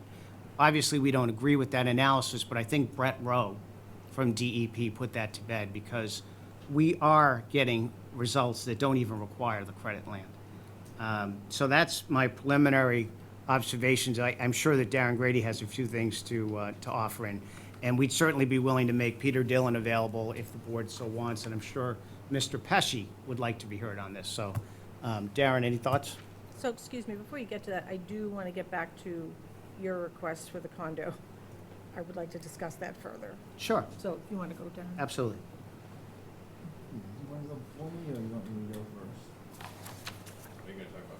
No. No, we're gonna finish get the back to it. water. Okay, fine. I'll go first.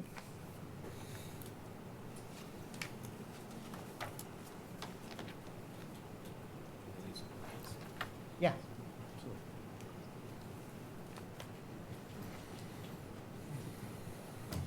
Hi, Peter Dillon, hydrogeologist.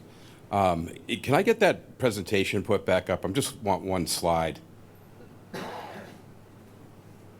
It's the one that shows the zone 2 at the beginning. All right, so this is a really conservative analysis, looking at the parameters that they used. There's one thing that's really missing from here, and that's the porosity value that was used to calculate the velocities. And I'd really like to know what that is, because depending on what you use, you can have this at a foot per day, or you can easily make it 5 feet per day, and I could guess it, which one it could be, or maybe someone else guessed it, what it might be. And so, and one of the other things that wasn't done is that there was no retardation factor used. AT123, I use it, I've used it extensively in the past to look at how water really moves through the ground, and how things can get caught in whatever material that you might have. So this becomes an extremely conservative model. Point of order, Mr. Chair. Could the consultant be permitted to respond? Yeah, keep going.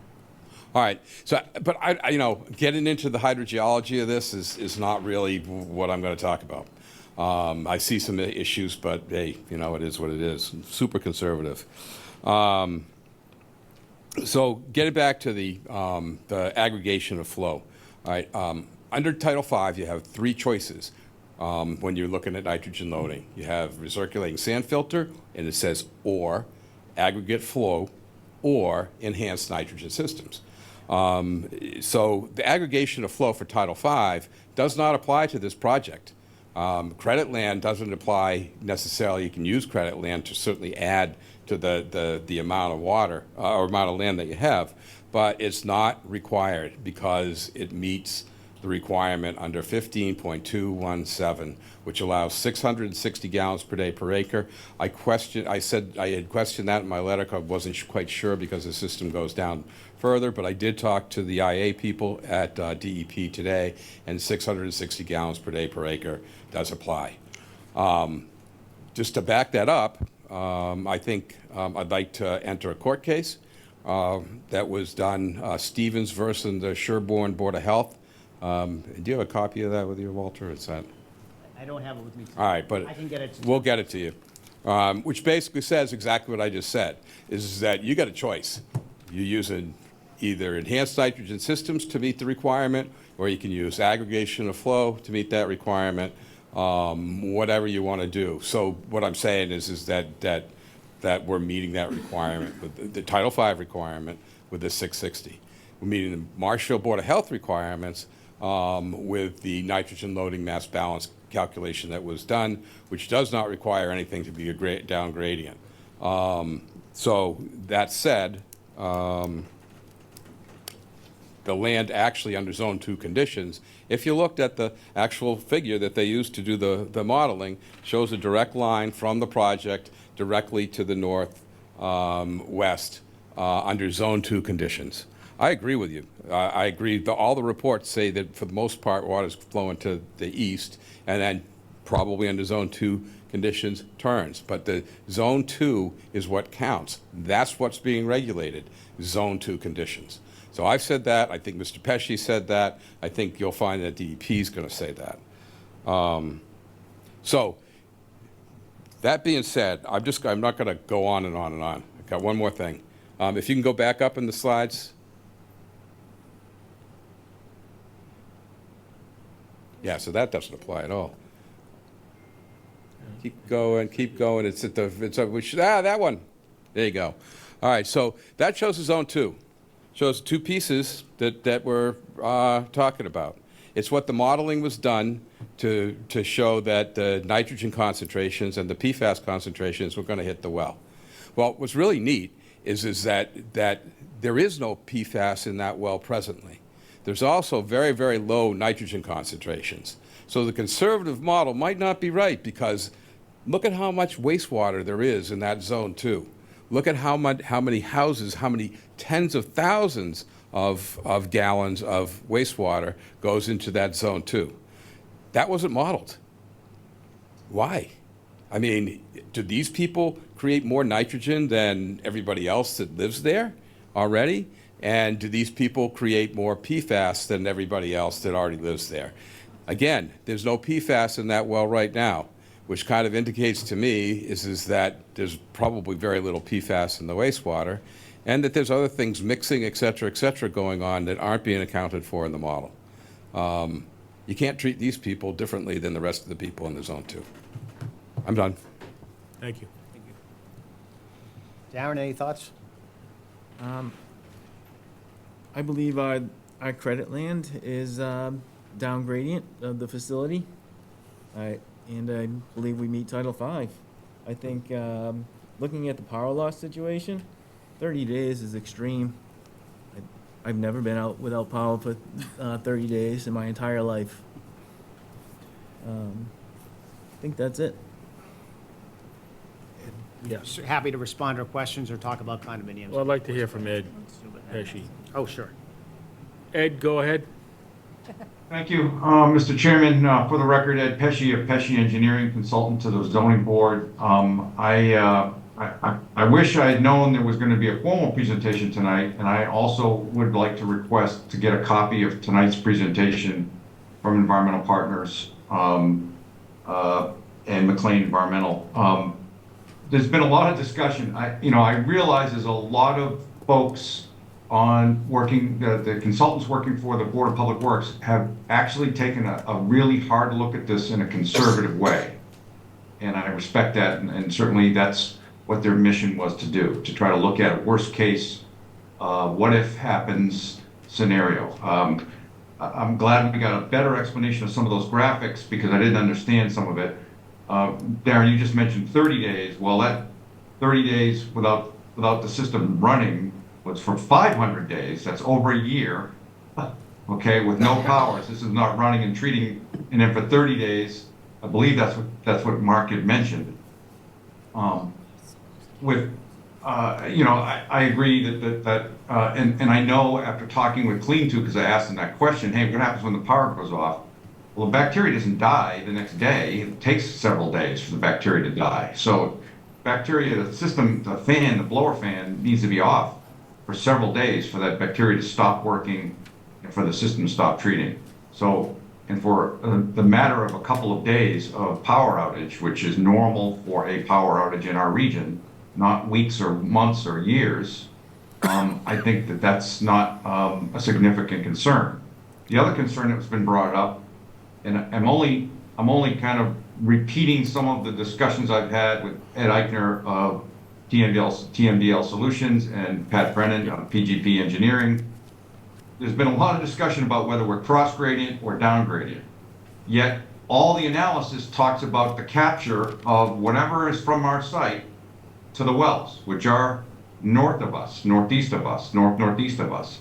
So I think Mark's correct in that there's some evidence that shows part of the, during a pumping scenario or condition scenario, it's easterly, and there's other evidence, certainly during the Zone 2 analysis that was done for these wells, that it follows directly northeast. In other words, then the credit land would be up down gradient. I don't think there's any more discussion that needs to be held on whether credit land is necessary or not. I think the Clean 2 technology has proven itself to this date to be reasonable. I think there's enough data that the environmental partners have looked at that shows that it's not going to exceed 5 ppm. The credit land discussion is part of that discussion, but you can't have it both ways. You can't say it's cross gradient, but then take an analysis of PFAS contaminants and nitrogen that's northerly, that's down gradient. You can't say it doesn't go to the wells. The wells are north. The credit land is between between the wells and our site. They're between each other. So, and under pumping conditions, which are worst case, I'll grant you, for Zone 2 analysis for DEP, it is absolutely northerly and down gradient. It's difficult to wrap our hands around because there's some uncertainty part of the year, pumping-wise part of the year. But I believe overall it does qualify. There is another small, perhaps, but I think the zoning board should hear this. Other legal consideration that Attorney Sullivan can probably comment on, that the original negotiations between the previous owner or the current owner and the town was to allow that credit land to be used as credit land for nitrogen removal. So it's in the deed documents or purchase documents or land transfer documents that the town must allow that to be used as credit land, future development. So it's a little muddy there, but again, I don't think, I think what I heard from Mark Kaufman's analysis and explanation that the nitrogen loading is not an issue. There are some recommendations that are worth discussing, and I'll certainly talk about it with my team and come up with some recommendations to the zoning board. I don't think we're entirely prepared to agree with all of them tonight, but I'd certainly will certainly come up with some additional discussions, whether we talk about emergency power. Again, I don't think that's an issue. We talk about additional monitoring, sampling and monitoring to ensure public health and protection there. There is a tremendous amount of additional monitoring that DEP is going to require for Clean 2 technologies for this system. There are remedies in place for them to take action if there are problems, but they have 110 of these systems in the ground today. The latest version, the latest set of systems were put in the ground in Barnstable over the last year following an EPA grant, and the median concentration was 2.9 milligrams per liter of total nitrogen, so pretty low. So I think I heard the argument a moment ago about you either follow the nitrogen aggregation rules or you follow the best available nitrogen reducing technology. And I think from a DEP's point of view, and I don't have the documents that were mentioned from Brett Rowe or from Gary Russell, but I believe them that I don't believe that the nitrogen loading issue from a DEP state level is a concern. From the Water Resource Protection District concern, I believe, again, I think using a biased high 10 milligrams per liter concentration, we're still at 4 ppm, using again the adjacent credit land for the local bylaw. Again, I think that's they're talking about less than half of that, less than half of the 10 ppm. So I don't think there's a concern there. Now we walk into PFAS, PFOA concentrations. An emerging technology, an emerging contaminant of concern across the United States. I think we're all hearing about it and seeing that. I think I liked what I just heard from Attorney Sullivan talking about them hiring a consultant to try to comply with the local bylaw with regard to construction materials. I think that's certainly advisable. I would recommend the board accept that as a recommendation. And I also think that understanding more about what's going on, from a PFAS point of view, benefits everyone. I don't think there's a legal framework for us to do much more than that, other than to be careful how it's done, be careful how it's handled and monitored. But again, I would like to get, and I think the Board of Public Works was hopefully going to give us an actual formal report, not just a presentation, but a formal report to review. But barring receiving that, I would like to get tonight's presentation so I can have my own technical review meeting with Ed Eichner and Pat Brennan. It's to go through it one more time before the next hearing. So I know that this is a difficult thing for the board members to wrangle with. This is very concerning for a number of the members of the public. I think everyone shares that concern. And I know that we're all trying to do our best here. Thank you, Ed. I just have a question. Yep. And I apologize, because I did not read the presentation that Ed had forwarded to us. Is this a different presentation than what we received before? Yes. It certainly isn't my review. It's not what I got. Could I please have a copy of that? Is there going to be an actual report? Email it or? Is there going to be an actual report? There was some say that we were looking for it, we were asked, emailed back and forth. I certainly don't know. Is there We were going to be expecting a that. report? I mean, for $120,000, I would think that the public should have an actual report to reference. Is there a report? Rod, is there going to be a report, or? Yeah, okay. Do you know when that would be available? I don't know. They're close, right? Next week? Next week? Okay, thank you. Bob, wanted to check. Bob, do you have anything to add? No, I listened to the original report. It appeared to me that it was different from before. I remember hearing some recommendations for conditions on PFAS. One was to pump the septic tank on a more regular basis, because that would reduce the PFAS that was in the wastewater. I didn't hear that tonight, so I assume that something has changed. We didn't hear that recommendation for a condition tonight. I don't know Can you exactly. put on your mic, please? So just to repeat, there was a recommendation, I believe, given at the Board of Public Works last week, because I attended the meeting, where in order to reduce PFAS from the wastewater, a recommendation for condition would have been to pump the septic tank on a more regular basis, and that would have the effect of reducing PFAS in the wastewater. I didn't hear that tonight. The other conditions, I think, are the conditions that Mr. Pesci and Mr. Brennan and Mr. Eichner had given us regarding the nitrates and the nitrogen loading. And I was copied on the email from Gary Russell from Brett Rowe, which indicates this project doesn't require any credit land because of the nitrogen loading system that they're implementing.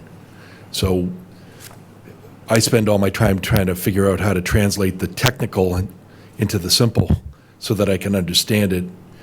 And, I think there's some conclusions that are here that the system that they're proposing works, appears to work. It doesn't appear to have any projected impact on the wells from a nitrogen perspective. I'm still confused over the flow of groundwater, because the model that I saw tonight says that the water's going directly to the wells, but the groundwater appears to flow easterly, then northwesterly. So that's a two-directional issue. I don't know whether that changes the analysis on PFAS or not. And I have no idea what the impact of porosity or retardation is on the PFAS or the nitrogen loading, but I think that would be important for the board to understand. And I had understood when this study was being done that we were modeling not this project, but we were modeling the aquifer. So what I'm hearing is that we didn't model the other properties in the aquifer, but we modeled or considered only the impact of this project on the wells. And I'm still not understanding. It seems like there is PFAS in this well, but I don't know at what level. All I know is it's below reportable, which I assume is 4 parts per trillion, which I understand is the testing threshold or the threshold for PFAS in drinking water. So I don't know what level it's at, but obviously there's some level in it. I just don't know what it is, and I don't know whether that has an impact on things. Those are what I have. Anything from the board? Yeah, tonight you said that this is being converted over from a rental development. It's going to be a condominium development at this point? We're offering that if that would allay any concerns about control over PFAS in the Title V system. You had made a comment that with a homeowners association, you would have more control over it. Me personally, I think that's a huge consideration for myself. I'd rather see people moving into the community and taking home ownership and becoming part of the community. I am concerned about the condo. It doesn't help our 40B numbers at all. As a matter of fact, puts us in, unless we get all of them as affordable, which I would request that if we're going to go down from 14. And also, a homeowners association may not be prepared if something does go wrong, whereas a management company may be. So I am concerned about the whole, I think it's a bad idea to do condos personally. I don't think it helps the town, even the tax base. It's not going to work out in our favor at all. All of this that everybody's gone through makes no sense whatsoever to me, because condos can still be rented, and then who, like, it just doesn't make any sense to me. Does Greg Guimon have any thoughts on that? It would still be a 40B project. You would get credit for 14 units, not for all of them, as the member indicated. Just to respond to that, an HOA can do things like impose fines and so forth if proper guidelines aren't being enforced. The reason we thought this might be a solution is we don't have state regulations on PFAS. So the only thing we can do is write in something that has some teeth into it, into a homeowners association. So it's something we're offering because we're trying to be responsive. And I get that. I just, from, the whole 40B piece of it, which affordable housing is something that we do need, whether we like it or not. Do I like the way the state carries it out? Absolutely not. I'm not on board with that at all, but this is what we have. And I don't think for all of this to only get 14 units I think it's ridiculous, personally. I'm 100% in agreement with Heidi, and I think that a property management company that would be overseeing an apartment complex, for lack of a better word, is going to have deeper pockets than a homeowners association that's run by, 30 amateur, real estate managers. They're property owners. They're not professionals in managing property. And I get the point. You're trying to come up with a creative solution to stifle the folks in Marshfield that are against these people who don't know how to maintain a septic system. So careful what you ask for. I hear where you're coming from, but I think if folks are legitimately concerned about clean drinking water, the deeper pockets of a property management company would be better than the homeowners association, and we get the credit for all the units from a 40B perspective. Greg, would you like to weigh in? Yes. Both other members have already spoken, but it maximizes the number under the 10% from 14 units to the 56, or whatever the final number you guys approved. It also helps us with our GLAM number, because the GLAM number, if we go to condos, we have to remove out just the units to count towards the land area, whereas the apartment development would have the entire developed area, the parking lots, the buildings, the drainage, et cetera, that could count towards the GLAM. The GLAM number is extremely tight for the town, which is why I'm stressing that fact. Greg, if you know, how close are we to being bulletproof from another 40B if this is approved as an apartment complex versus condos? If you know. I said it's very close. So we're probably within 100 acres or less. We have another 40B that was approved but has not been built. Everything counts. We could acquire another 100 acres of conservation land and we could be over it. We won't know for sure until another 40B comes in, because the way the law is written for the GLAM, the ZBA gets a 40B and then the town has a very short time frame to reply back, hey, we think we got our GLAM calculation. Thank you. Anyone else from the board? No? Is there anyone from the audience that would like to speak?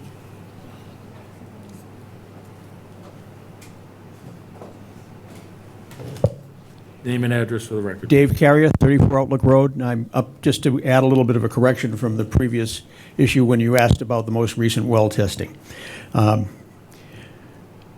There are now, in the most recent results from Church Street, some MDLs, which is the lowest detectable rating for two of the 6 PFAS 6s that are regulated by the state, but they're below the level of concern, which is the MRL. And likewise, Ferry 1 actually had a PFAS 3 in the regulated PFAS 6s that came in at 0.82 nanograms per liter, which is still below the MRL, which is the one that's the reliable state. Ferry number 2, however, is still at 0 all around. Thank you. Anyone else? All right, so did you bring any of the conditions? Do we have any of those? Bob, were you able to review those? I haven't reviewed them yet, no. No? I think when we were last here, the board gave us the direction they wanted us to skip the bridge and come up with some other amenity. Yes. What we have proposed is a community garden. Okay. That's all we have. So no playground, no dog walk, a community garden? We would prefer a community garden. Playgrounds become maintenance and liability issues. And so we thought a community garden was passive and wouldn't pose a liability. Who maintains the community garden? I'm sorry, what's Who's that? maintaining the community garden, or is it just going to? Well, Nothing. assuming it's an Well, I mean, apartment, you know, we will is it- be, yeah. Yeah, that's what I'm asking, like, is it just going to be a big patch of nothing, or, you know, what happens in that? People don't usually get hurt by growing carrots, but I guess anything's possible, right? Right, you know. Well, I'm personally still all on board for condominiums and home ownership. I think it would be huge. So let's, So we don't have any, so that's the waiver things and all that stuff? yeah. Well, That's I next. guess that's not, you want to speak, Joe? Yes, quick. Joe Pasevich, Wilson Road. I just wondered, did all the parties agree on the discharge amounts, discharge volume, 9,700 gallons a day? Is everybody on board with that? Has it been reviewed? Just wondering. That's proposed, is that what I'm hearing? That Yes. it's proposed 9,700? Okay, but for the number of bedrooms, the guidelines that are applicable, is everybody sort of on board with that? Okay.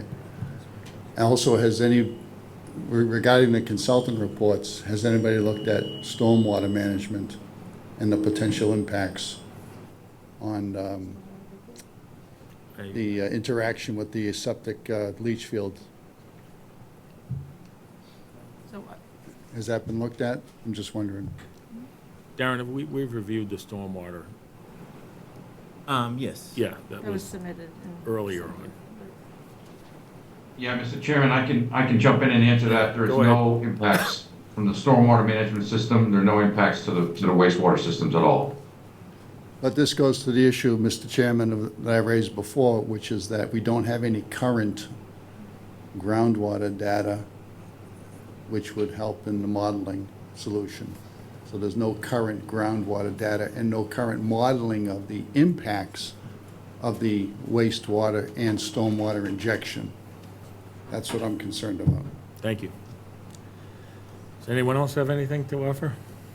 Nope. Bob, so, where are we at here now?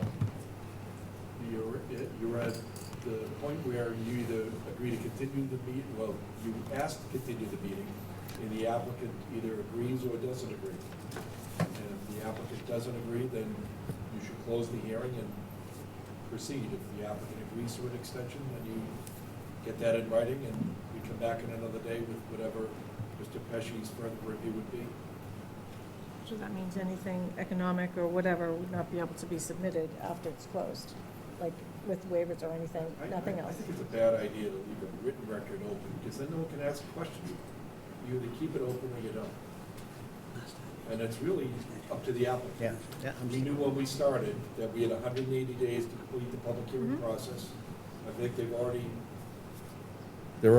beyond the 180 days, but they're in an extension period, and now the applicant has a measure of control over the process. We can close it.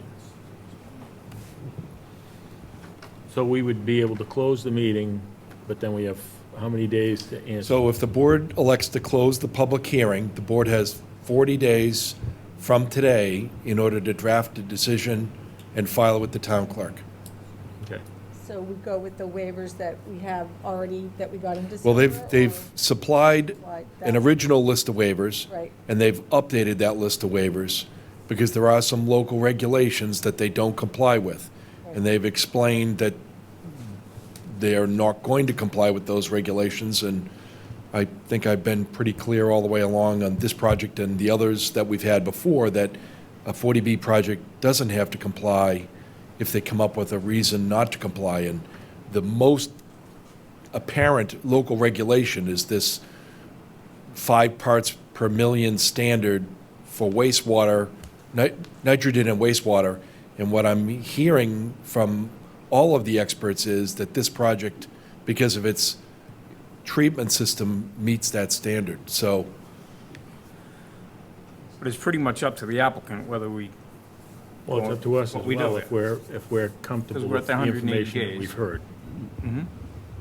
But you either make a decision tonight to close or not. Well, if we close, that's our decision if we want to. Yeah. If everyone's heard enough and they're ready to close, I don't, what else does anyone want to hear?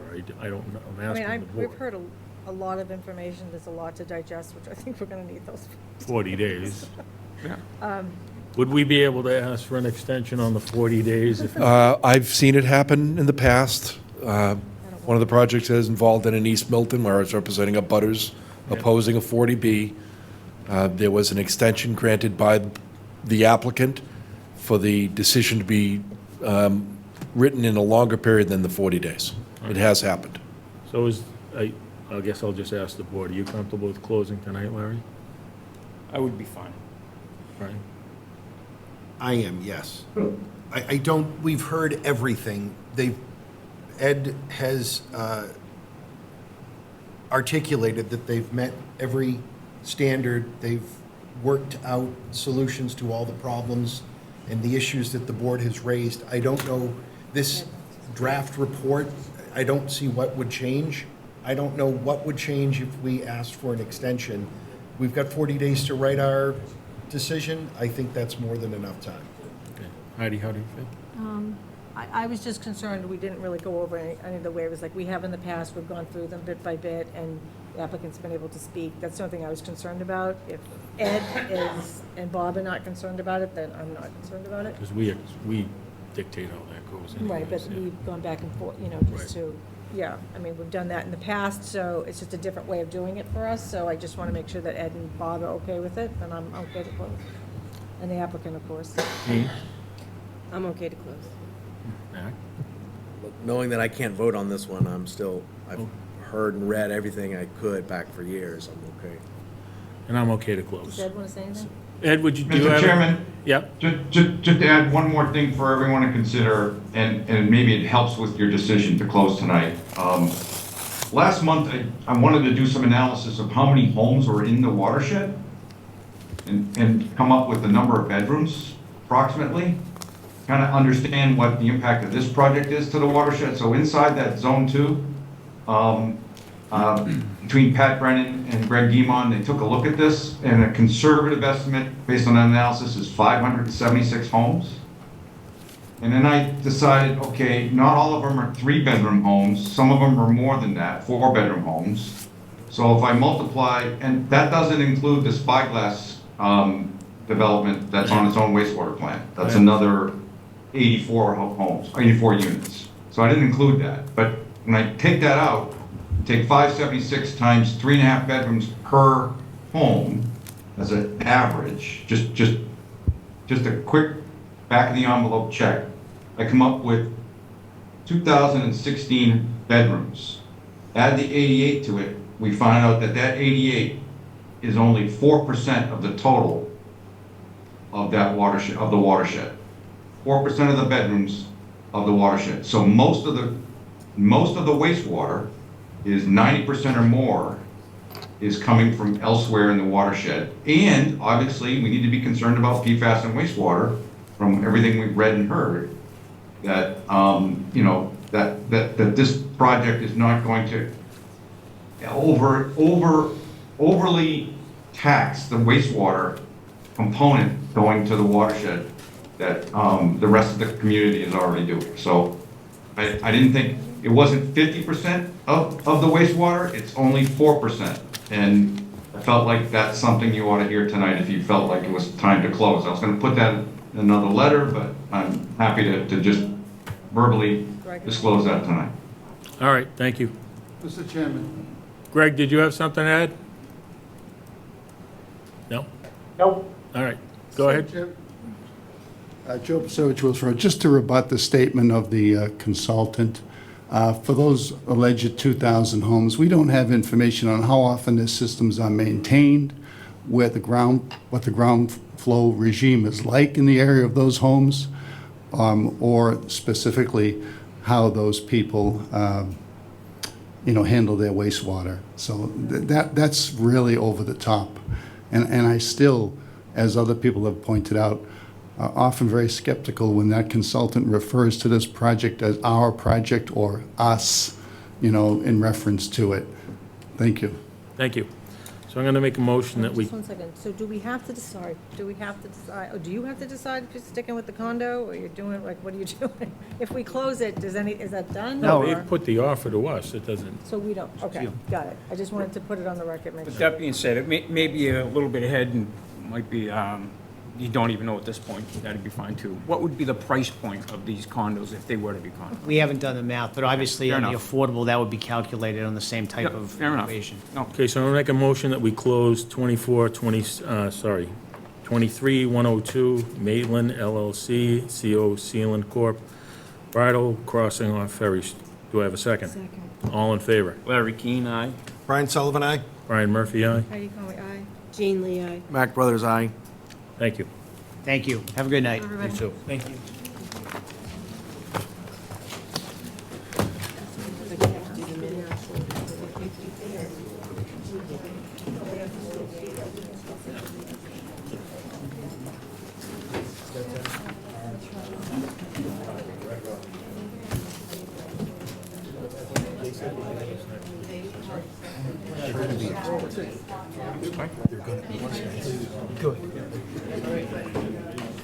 Oh, yeah, I couldn't download it yet.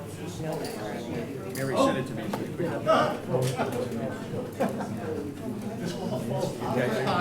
Basically, this lawsuit's going after plastic manufacturers.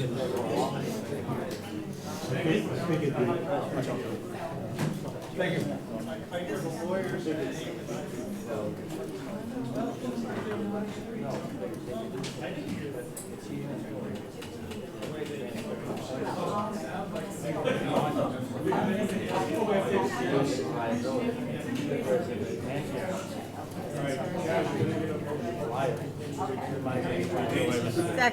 Second. Turn yourself on. Motion to continue 870 Main Street.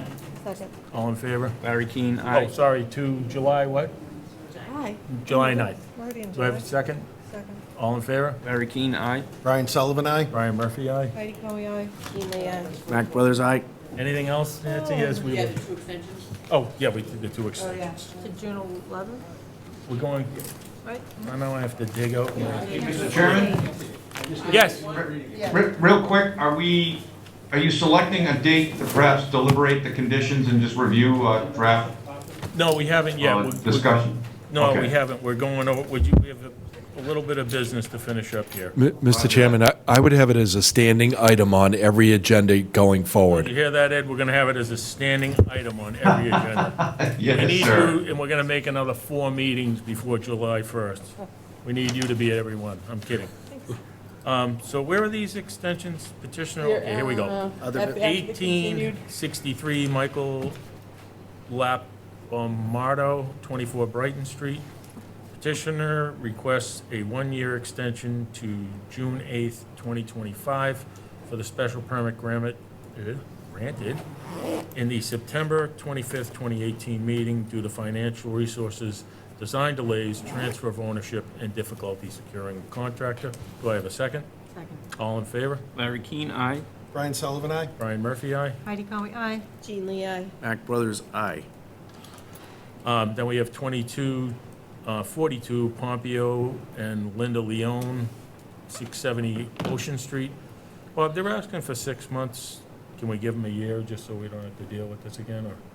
You're Petitioner is requesting 1-year extension until, so when does that put us? Who was it? Or they could just go to December and then ask. All right, for then we another can 6 do it months. again. June 8th. We'll just do June 8th? June 8th. Yeah, all right, we'll do June 8th. All right, so June 8th, 2025, for the special permit granted on May 24th, 2022 ZBA meeting. Do I have a second? Second. All in favor? Larry Keane, aye. Brian Sullivan, aye? Brian Murphy, aye. Heidi Coe, aye. Jean Lee, aye. Mac Brothers, aye. What? That's it? That's it. Motion to close the, well, no. Motion to move to adjourn. There we go. Second? All in favor? Larry Keane, aye. Brian Sullivan, aye? Brian Murphy, aye. Heidi Coe, aye. Jean Lee, aye. Mac Brothers, aye. But Andrew, could you just stick around for another hour or two? He's gone. I had to leave her on. All right. Thanks, When Ed. is the next hearing? Oh. When is the next hearing July, that's on the no, schedule? I mean, sorry, June June 11th. 11th. June 11th. Very good. Thanks, Ed. Thank you. All right. Thank you. All right, guys, we're done.